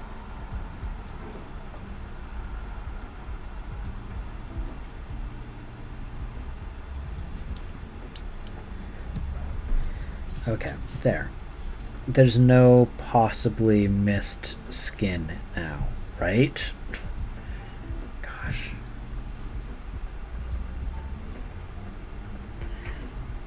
Go home, Chris. You've been drinking, apparently. Phone died there. You're back. Yeah, it's tricky running a department in the university where you spent the last year and a half. Coming back and taking parental leave would mean someone else taking over the department, which is a life retirement dream job, so you gotta stay. I see. So what do they do when you're sick then? Because, I mean, part of the thing with parental leave is when you come back, like, you still have a job. So they would have to give you either back the same position or like an equivalent one.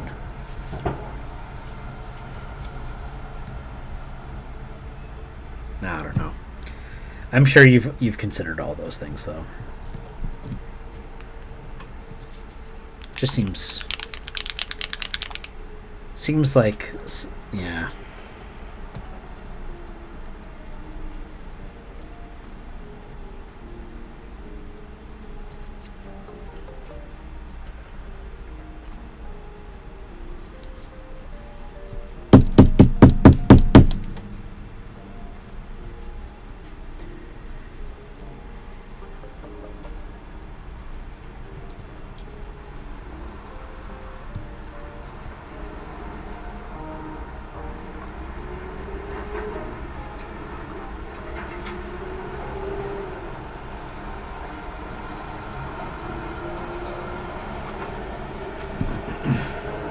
COVID killed the job market and no one wants to apply, so my entire department is resting my shoulder. Without my department, 20 other jobs would be on the line.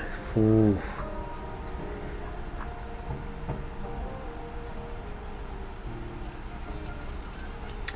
That is a lot of pressure.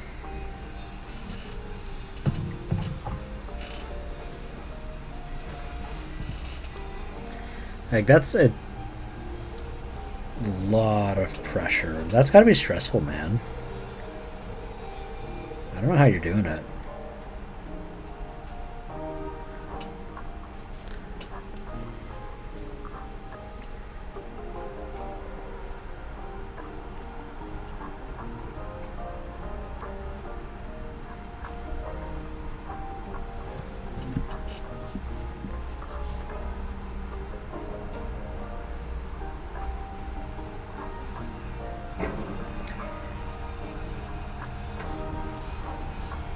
I mean, then again, it's not like my job's not also stressful.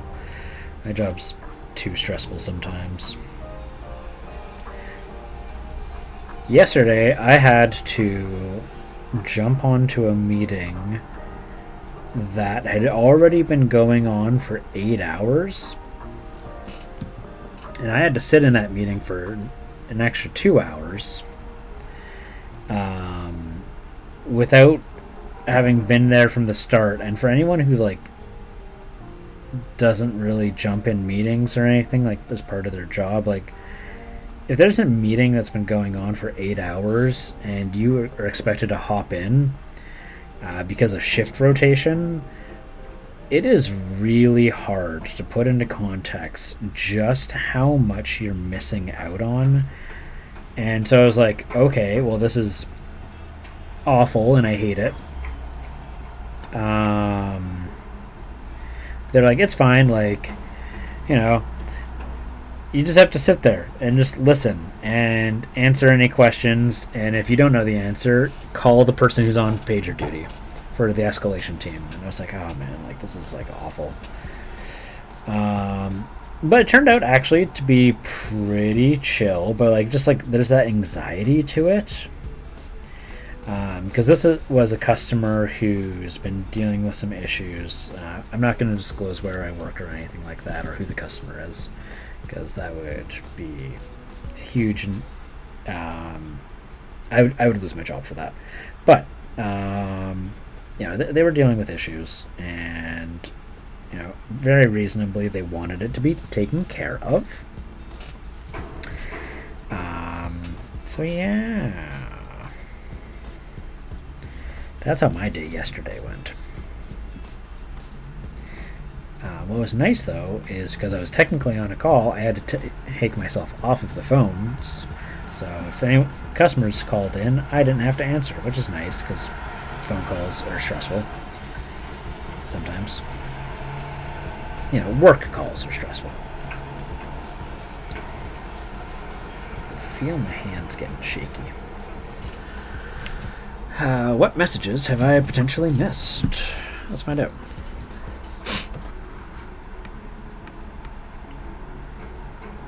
Took a year and a half. I got summers off paid and every single weekend and holiday solid. Oh, that's nice. All right, you made the last part of my day the best. I'm heading home. I just can't wait to get some magic with you. Yeah, we need to play some magic sometime.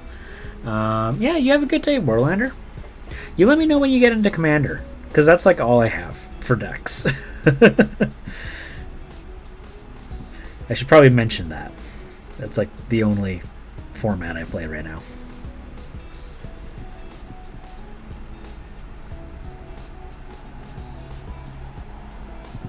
All right. Have a good one, bud.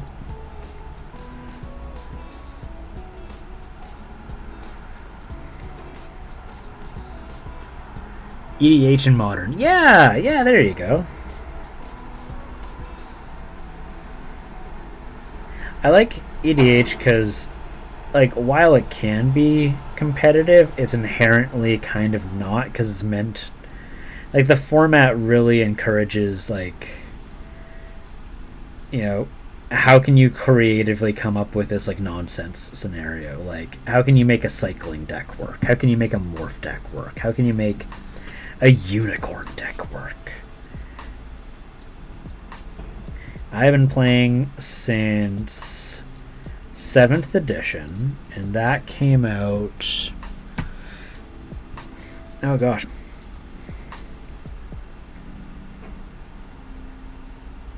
May have been 2001, 2003. I've been playing for like close to 20 years. So my collection is a little absurd, and I'm constantly trying to minimize it. I've sent off probably like 4 boxes worth of four boxes of Magic cards, like selling singles to shops. Just to try and like return some sanity to my life. Ice Age. Ooh, yeah. That is a long ways ago. I think they still had Ice Age packs at the shop I used to shop at when I first started, but not for very long.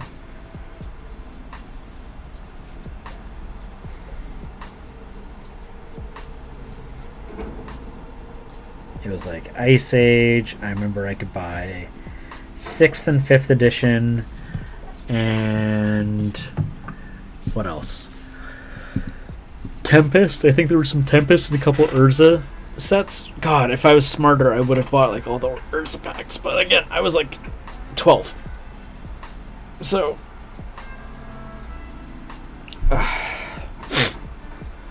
you know, you only know so much when you're young. I'll be right back. I'm just gonna grab some. Actually, maybe I can like use one of the ones I've got here. No, I'm gonna go grab paint from the other room. What time is it? It's 3:42. I'm probably actually gonna call it.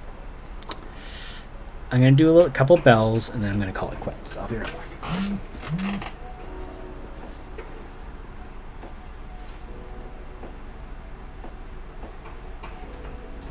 gonna be wrapping it up soon.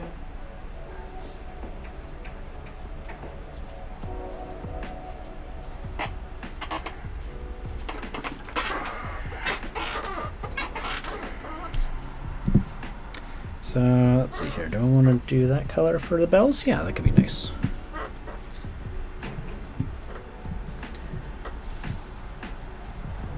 There's a lot of Urza stuff on Kohl's. Why is Kohl's selling magic stuff? I'm not used to that. I wonder if Kohl's ships to Canada.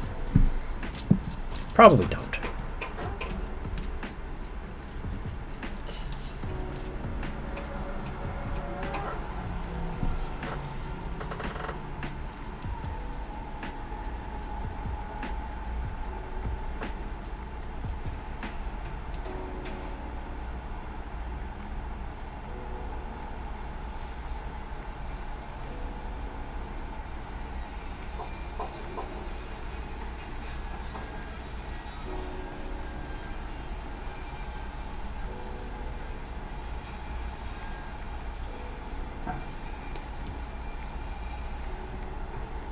I'm going to check that out their website, though. That very much intrigues me.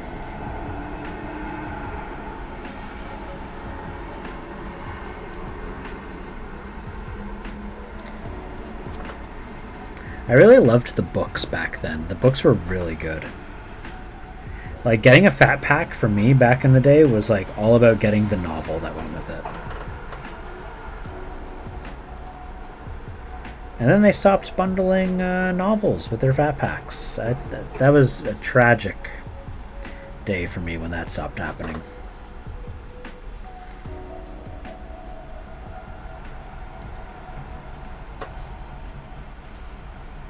Oh, here, Agusaku, give me a second. Let me add you to the regulars. I do have a bot that hates links. So give me 1 second there.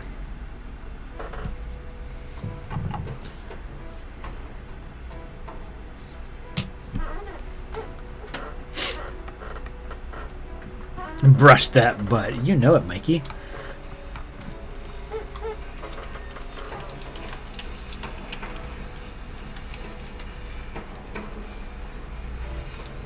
Oh, snap. I gotta take a look at that. Urza's Dragon Tea?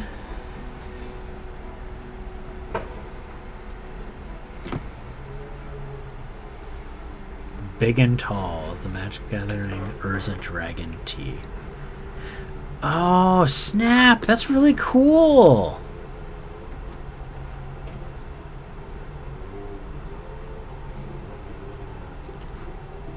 Oh my gosh.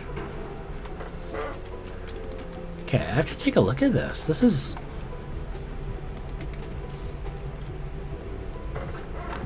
Yeah, there's a lot of novels to the Magic the Gathering. I have quite a few of them. I have most of the old ones. What even is this? This is really cool. You get like a big like mana symbol logo? What the heck?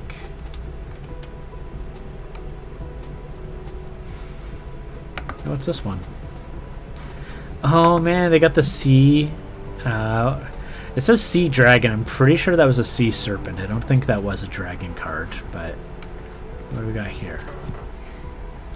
This looks like this is probably some black card. I don't know the name of that. Ooh. They wildly swing in their price though. I'm seeing some are on regular $24.99 for $17.99, and then others are like regular $34.99 and on sale for $20.99. Why does it cost so different?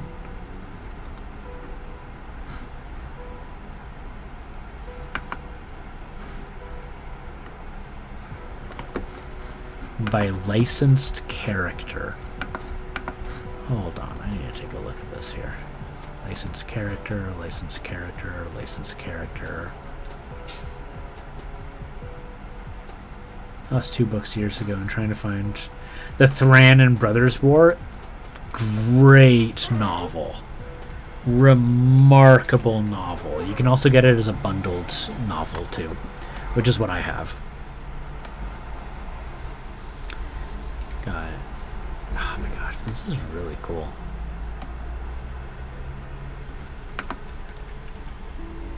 Some of these shirts are poo-poo, but others I really, really like.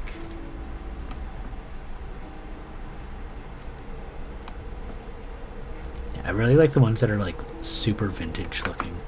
What's this one? Nicol Bolas poster tee. Yeah, some of them are like super expensive. I don't understand why they're trying to charge $34 for some of them.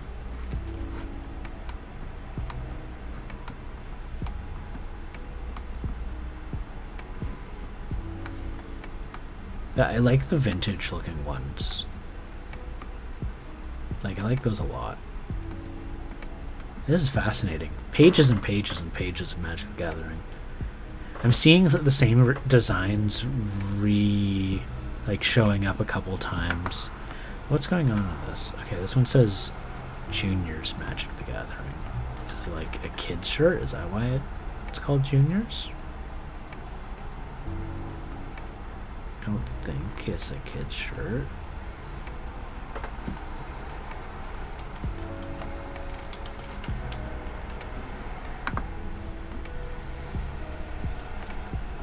Oh, that is exactly what it is. Oh, okay. Oh, because that one's a big and tall, so the shirt is actually larger and the material's larger. I understand. Okay, so I would have to go here and I would be like adult? Or like regular? Size range regular?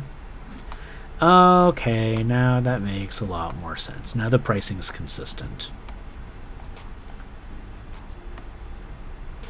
No longer in print, that's why.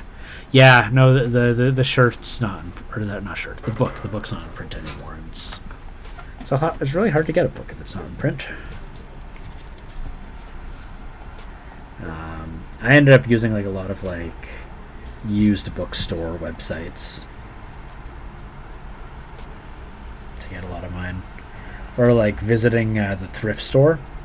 You can sometimes find them in thrift stores.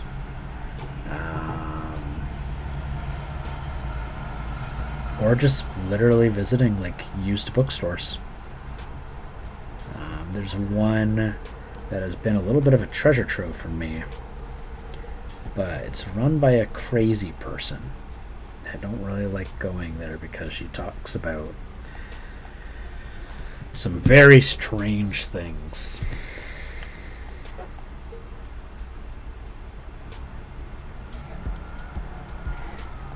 You try to have a simple conversation with a shopkeeper because it's a small family-run business, and then you find out that they're crazy.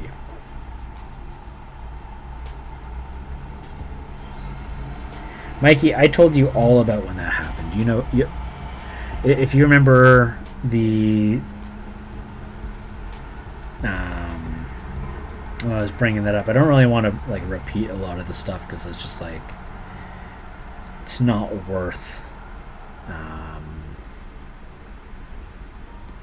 The world is a better place just not hearing any of those things.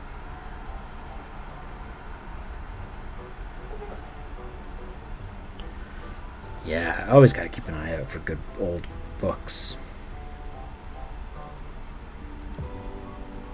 Don't know if Mikey's even in here anymore. He may have departed for the day, which is totally understandable. It's like a little late. Getting a little late for him.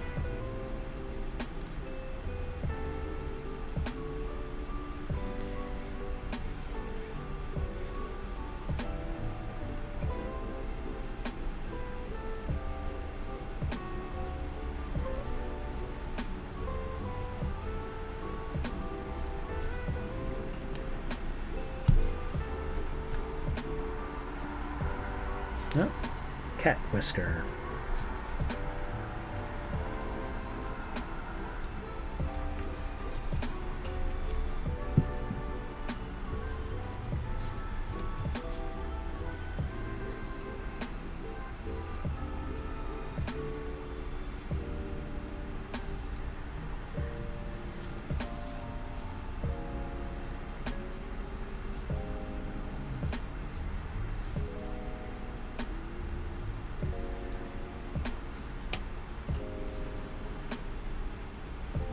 Yeah, I got a whole list of the old books. Nice. I remember I lent out my copy of The Thran to a friend, and he just destroyed it by keeping it in his backpack, and I was so mad.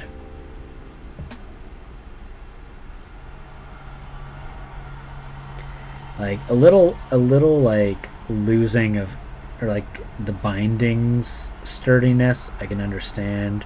You know, that happens literally just by using the book. But like when pages are bent and crumpled because you kept it in my backpack, like you were dead to me. I was very mad.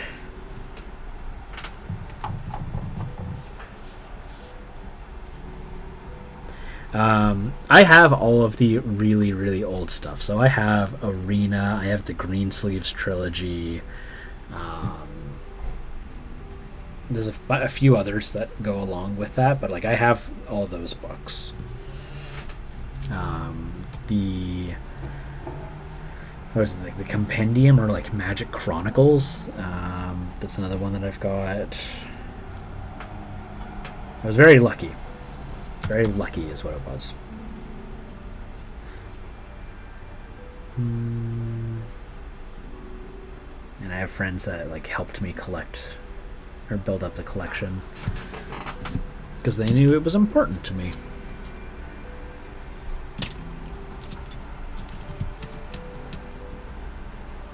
Yeah. Like I said, some of the places I checked were just treasure troves. I had Greensleeves somehow. I don't know where I got Greensleeves. I think I may have... I could not even tell you where I got it. I don't remember. Maybe it was on sale from a library or something. So, you know, libraries will sell off old books that don't get rented out for like pennies.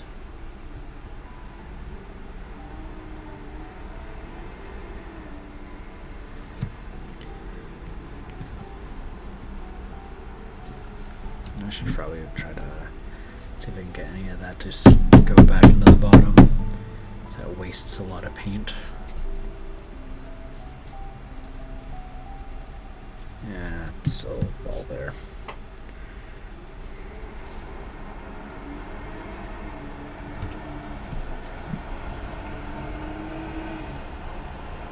The Greensleeves books are really good.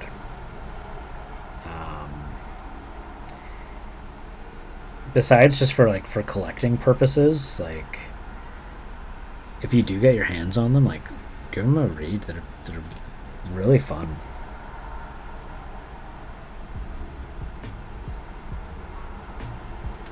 Can't remember what the brother's name is, like Garth or something like that. It's got like... I think that was one of the things I really, really appreciated too, is like the main character, the brother, like all the feats he did with, like, he's technically speaking, he has a disability. He only has, I think, like 3 fingers on one of his hands. And they talk about like how he's like a hard-working like lumberer, and like, you know, in the story he ends up fighting goblins and stuff, and he talks about like how just freaking strong a goblin, like hard it was to fight a single goblin.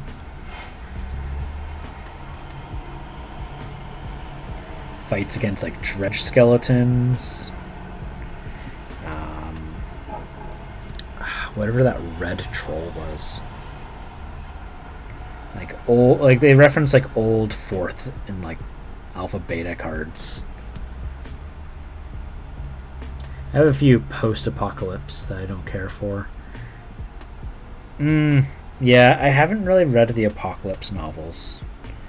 For me, it's like the stuff that's like related to the Urza sets I really like. Oh, that's part of the boot. That wasn't meant to be read. I like those. I really like the... what is it? The Time Spiral novels were really, really good.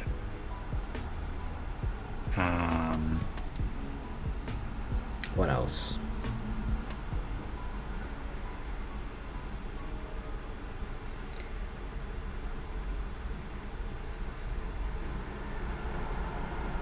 I haven't read Legions. I wonder if I have all 3 of them for Legions. I need to give those ones a try. I haven't gone through all of it, but I really like what the Lorwyn books and Shadowmoor books were going for. Like, they really went out of their way to like try and establish the Lorwyn elf culture, which I really liked.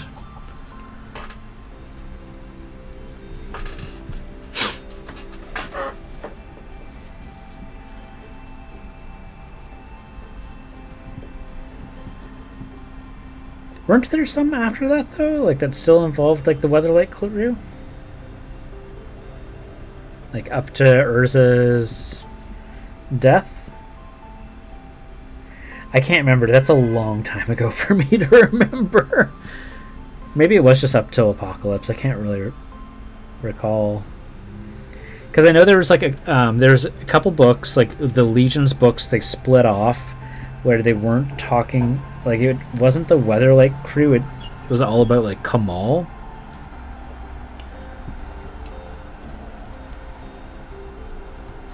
Yeah, I never got that far. I'll have to give it a shot.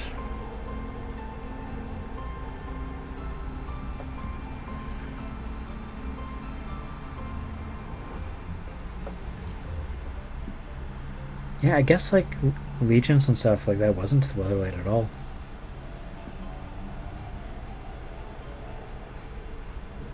Yeah, I know Gerard was captain of the Weatherlight. Gerard Capuchin.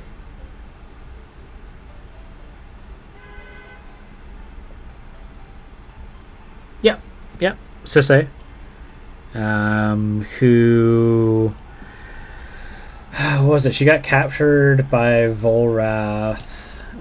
She died, and then like way at the end of Gerard's storyline, you know, when he's confronting with Yawgmoth, and this is what I love about the card for Yawgmoth's foul offer or vile offer or whatever, is it's the scene where Gerard is holding Urza's head and he's standing in front of Yawgmoth, and Yawgmoth is doing the bargain, trying, or not Sisse, no, who am I thinking of? It's Hannah. Hannah is who I'm thinking of.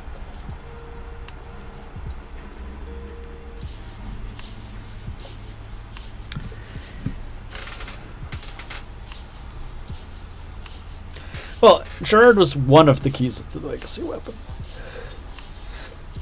There's also the Might Stone, the Meek Stone, Karn. There's so many things that are part of the legacy weapon. Let's see here. I need things for bone. Is it the khaki? Here, one sec. I'll be right back.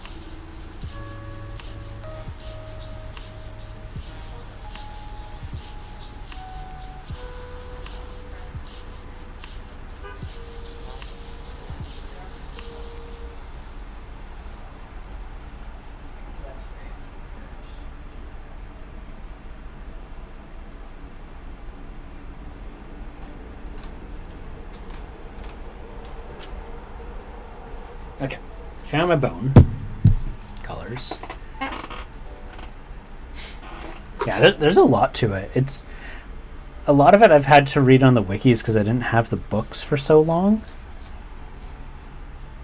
But now that I've got all the books, I want to do a proper run through of all of it.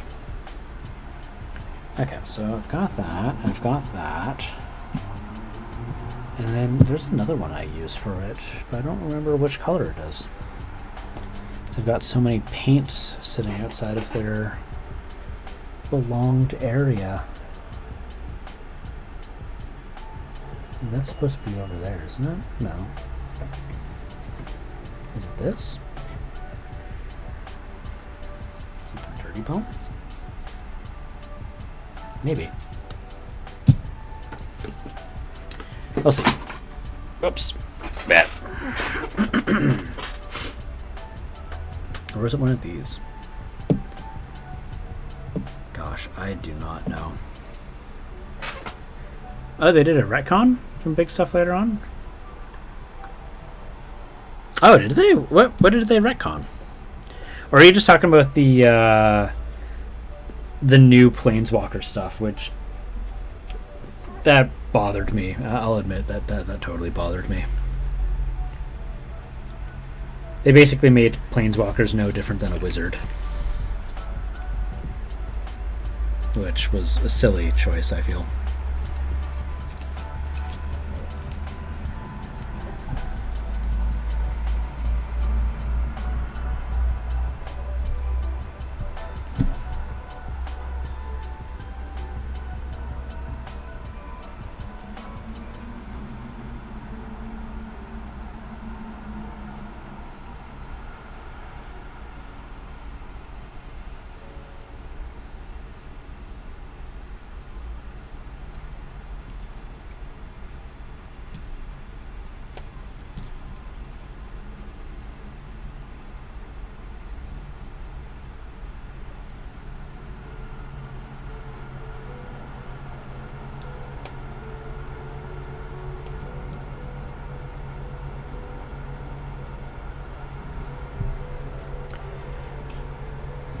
One thing I hated story-wise was like the entire Nicol Bolas arc. Couldn't stand it. I thought it was really poorly executed.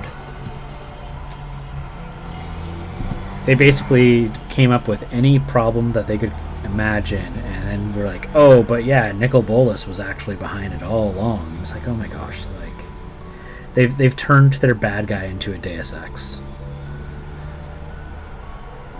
Like, he didn't feel cold and calculated. It felt like it was just... Yeah, I didn't like them. I'm really glad that they're returning back to Phyrexians as a bad guy. Oh, the Chandra... Yeah, that was not okay. Well, it wasn't even that they retconned it. It was just that they're like...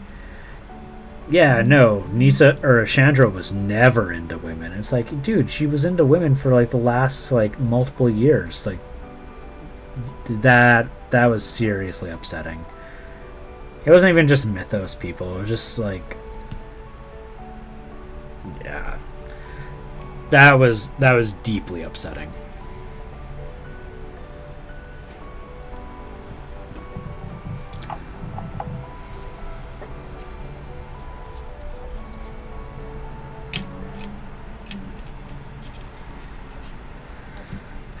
Yeah, that was blech.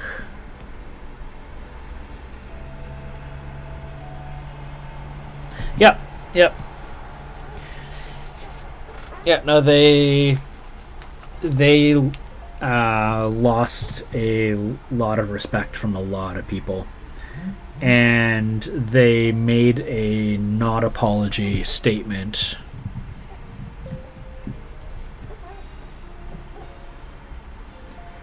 And a lot of evidence shows that it was done to cater to...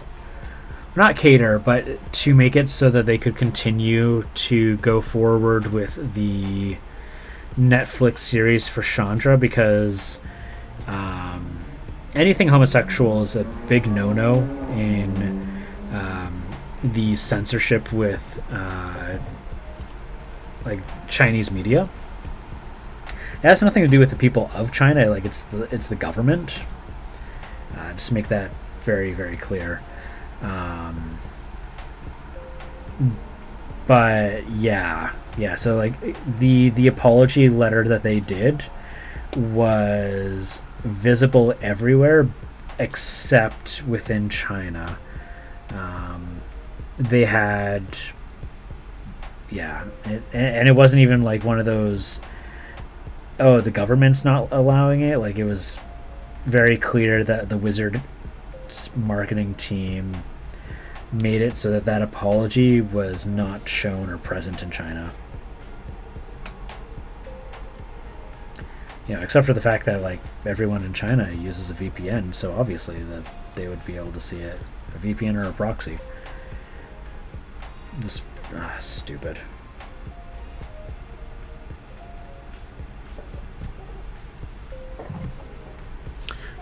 Yep, exactly.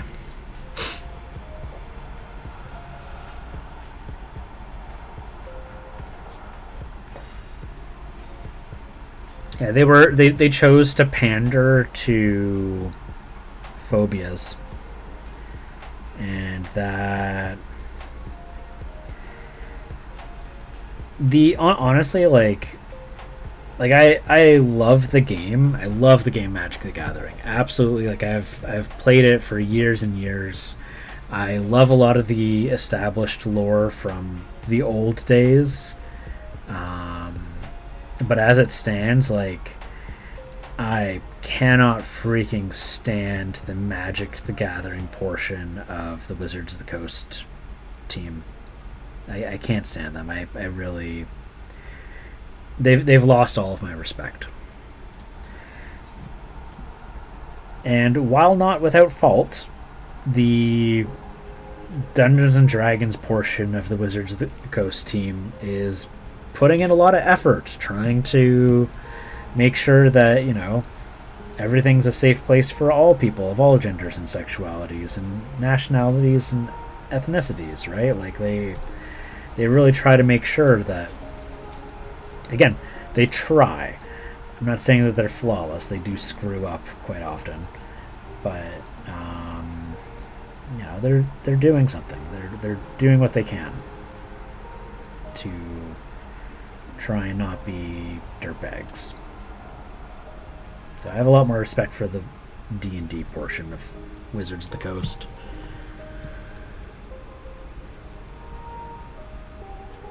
Well, that's the thing, though, Agu. It is totally Wizards of the Coast fault. Because Hasbro doesn't make them do the same thing with D&D. Now, mind you, they might not make them do the same thing with D&D because Magic Gathering is their cash cow. Like, you know, a year of Magic Gatherings income is like 5 or 10 years of what they make with D&D. I don't know. I totally hold Wizards of the Coast responsible for it.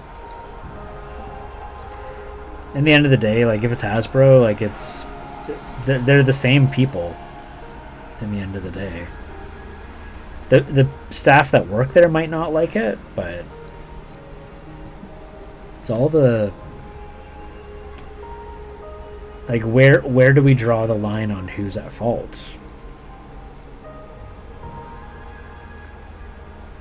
Have you heard about the news that Hasbro might be, what do you call, grooming Dungeons and Dragons for being for sale?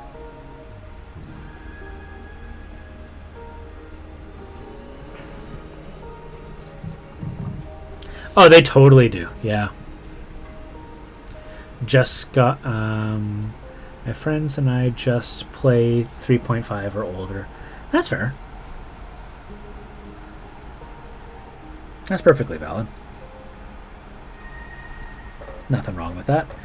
I'm not personally a fan of 3.5. Way too crunchy. The peanut butter, too crunchy. Don't like the crunchy. Real peanut butter, I like crunchy, but not 3.5 crunchy. But no, I used to play AD&D second edition quite a bit, and I quite like it. For the editions of D&D I play or have played, my favorites are 5 and then second, and 3.5's at last.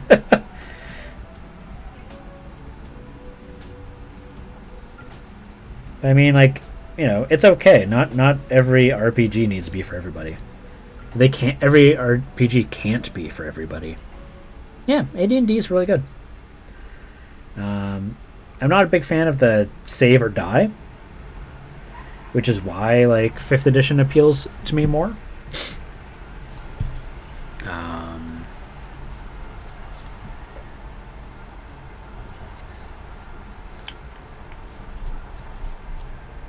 But I mean, like, if you play 3.5 without save or die mechanics, you're pretty close to getting into 5th. I haven't been able to play because of the 2 strokes I had. Oh no, you had strokes? I'm really sorry to hear that. That's, well, I mean, if you're sitting here hanging out on Twitch, like, that's commemorable. I know quite a few people who've had strokes. It's a really hard thing to recover from. Actually,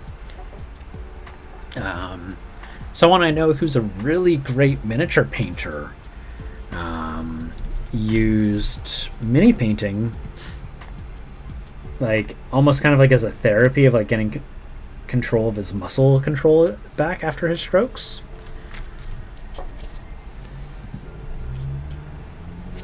So I don't know if it left any impairment on you, but it's not necessarily irreversible. This is a nice little thought to share.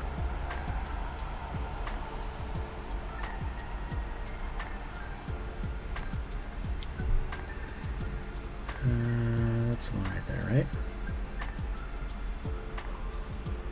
Oh, that's rough.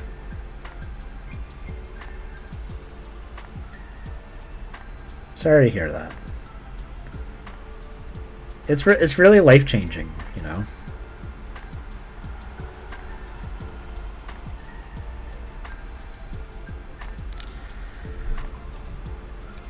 Hopefully you live somewhere that has good health coverage and services, and don't have to deal with the gong show that is what the U.S. provides people.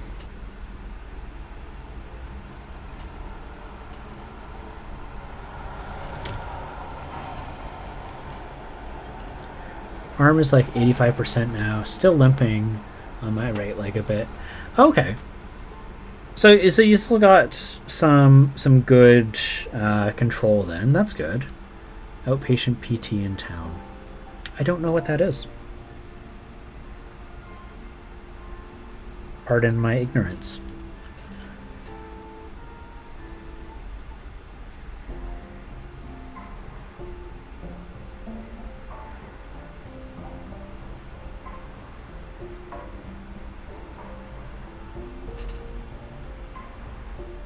Oh, okay. Physical. Okay, so like physiotherapy. That's the term I'm usually used to with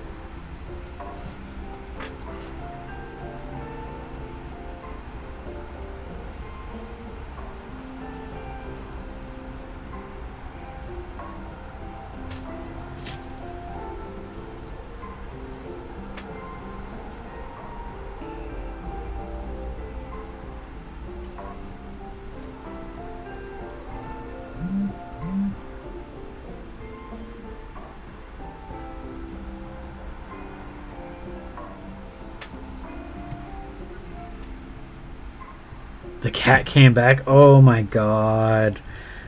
Yeah, that was one of Canada's very first cartoons, and it is very painful to watch. It is, ugh. I know exactly what you're talking about. It's like in like the Toronto Art Museum or something like that.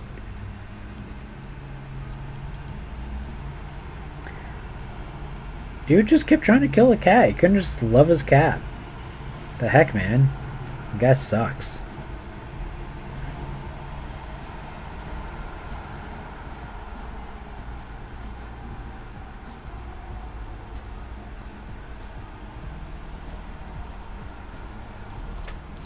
There we go. Got ourselves some nice looking bone. Looks it's a little oversaturated on the camera though. Let's see if I take the light off of it. That's too much light off of it. You know, kind of like that. Yeah, exactly. Yes. 100%. Did you know the person who created home movies absolutely hated it? The creator of Metalocalypse and home movies. It's the same person, and he hates home movies.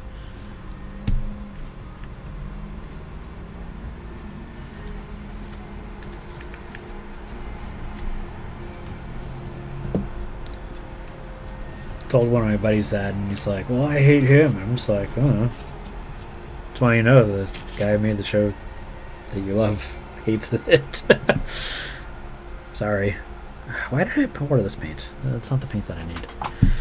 What I need is like a charred brown. Do I have my charred brown out here? No, of course not. Let's get no exercise.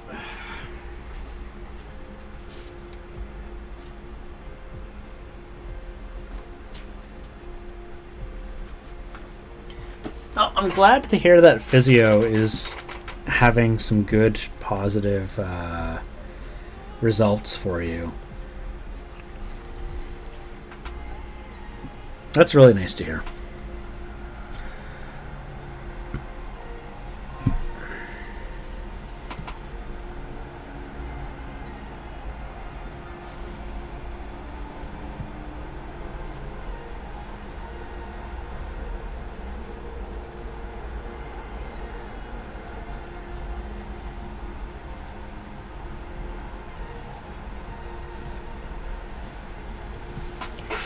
Dude, is his electric...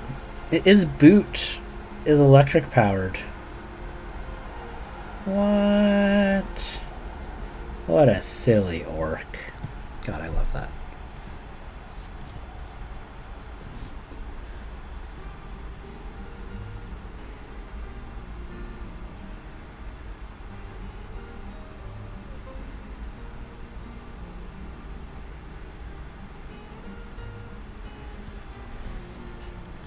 So I'm going to say the front and back on this is not metal because he's already got a metal cover over the top instead of shoelaces.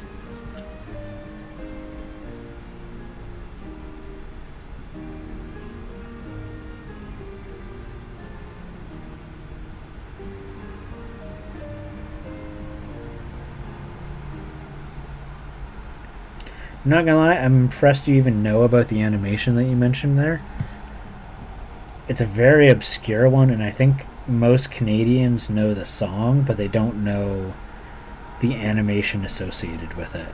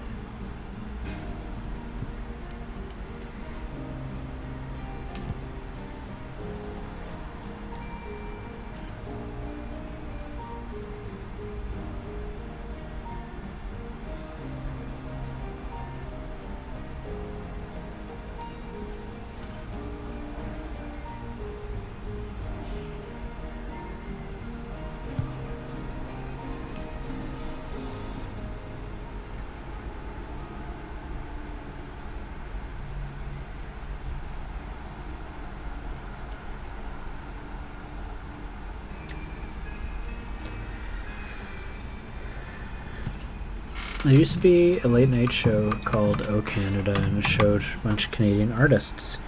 That sounds very familiar. That sounds very familiar.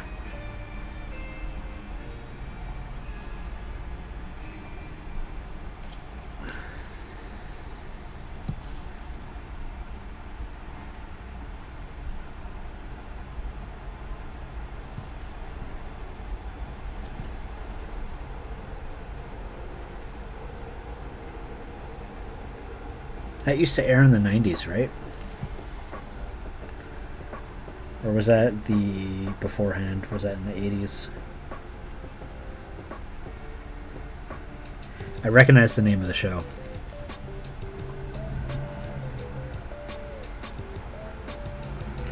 I mean, "O Canada" is also our national anthem's name, but you know, I do remember there being a show called "O Canada." Yeah, yeah.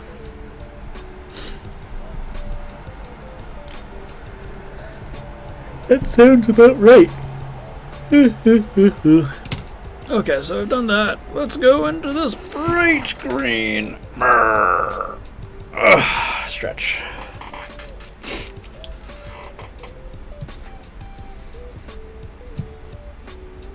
I'm gonna sploot that right there. Sploot. And gosh, born in '83. Been gone for about 3 hours. That's not so bad. But let's. Oh, that is way too strong. Way too strong. We're gonna remove that. Soak that up. All right. Way too bright. We're going to mix that in with this Adenese green.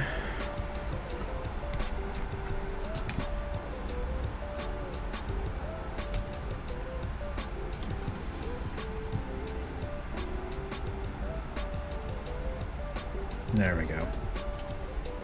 Have something that's a little bit of a... Come on, just get a little bit on there. There we go. In between.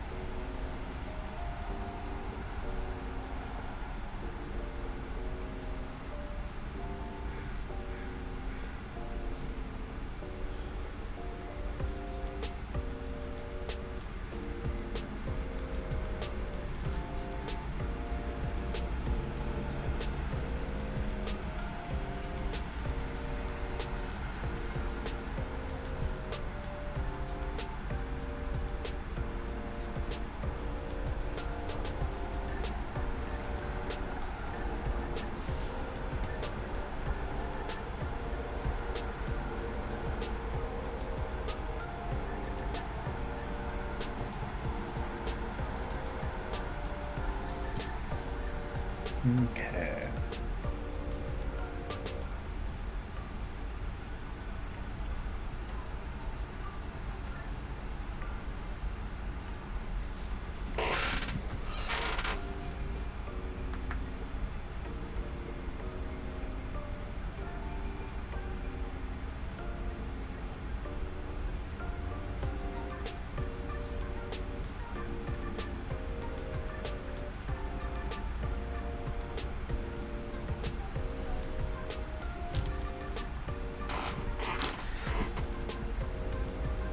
Try and get these.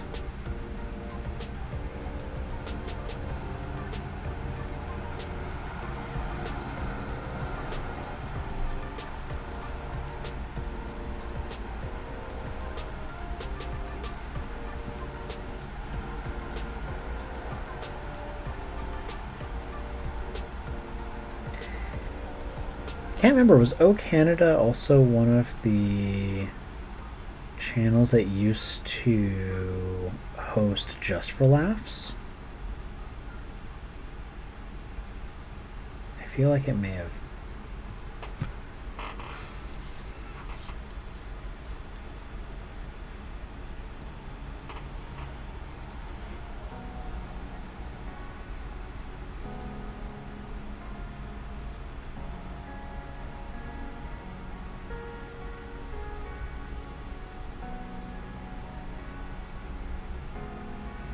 Yeah, late 90s. I'm pretty sure I used to see that show. I think over here, though, it may have just been like a late night channel or show that, like I don't remember it airing early in the day.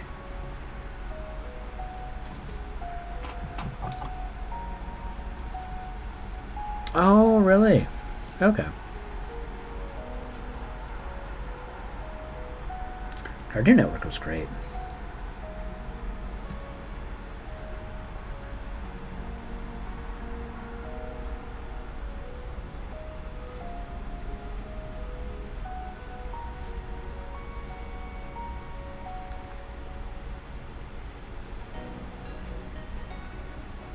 But yeah, that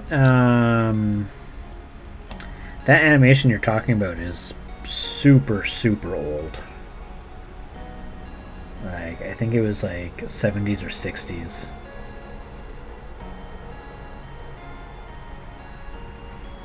Like, beginning of like color animation.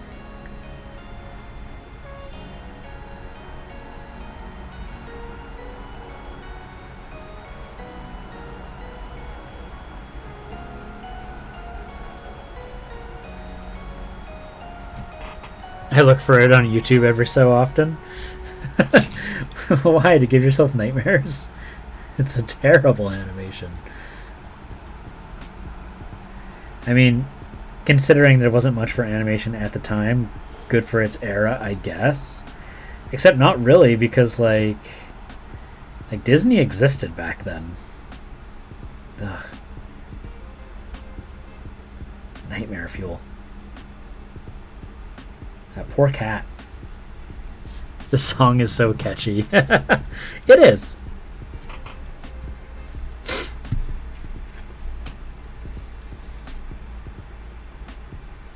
Do do do do do do do do do.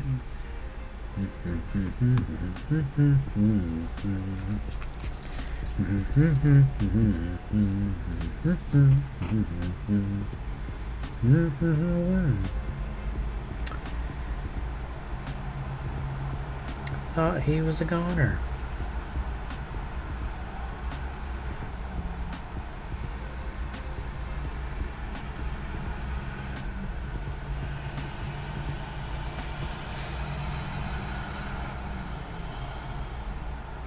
I mean, the cat only got violent because he, was just defending himself at that point.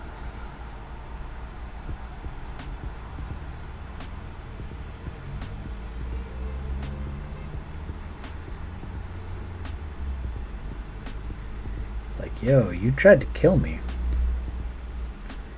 Tried to get me run over by a train and stuff.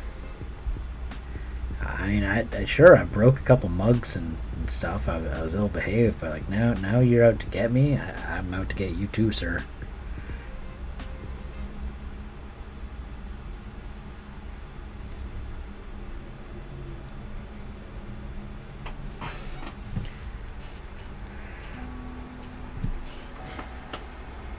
With the eye patch. Oh.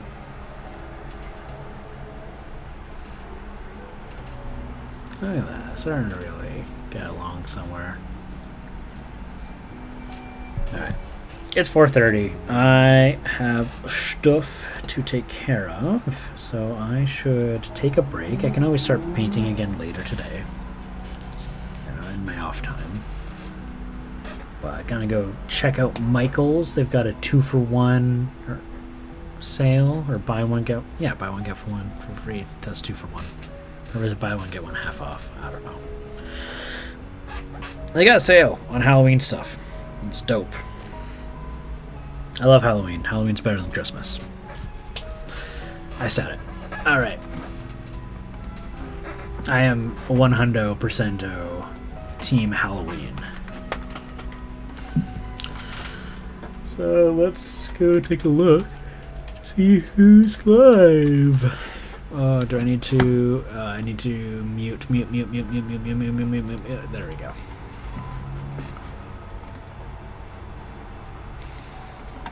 By far. Exactly. Thank you. And it's offensive that people try to sell Christmas decorations this time of year. People do it. It's wrong. And they should feel bad for doing it. I see Red Jar is hanging out. I haven't raided. Whoa! Now this I did not anticipate. Actually, one of my friends is on. I haven't seen her online this time of day ever. So I'm actually going to go raid her. Again, you know, friend. Haven't seen her. She is a sculpting streamer. She is very talented. And so we're going to go take a look at her stream. It should be exciting. So I will see you all. Thank you for spending so much time and chatting with me. I really appreciate that. Move this guy so you can see him.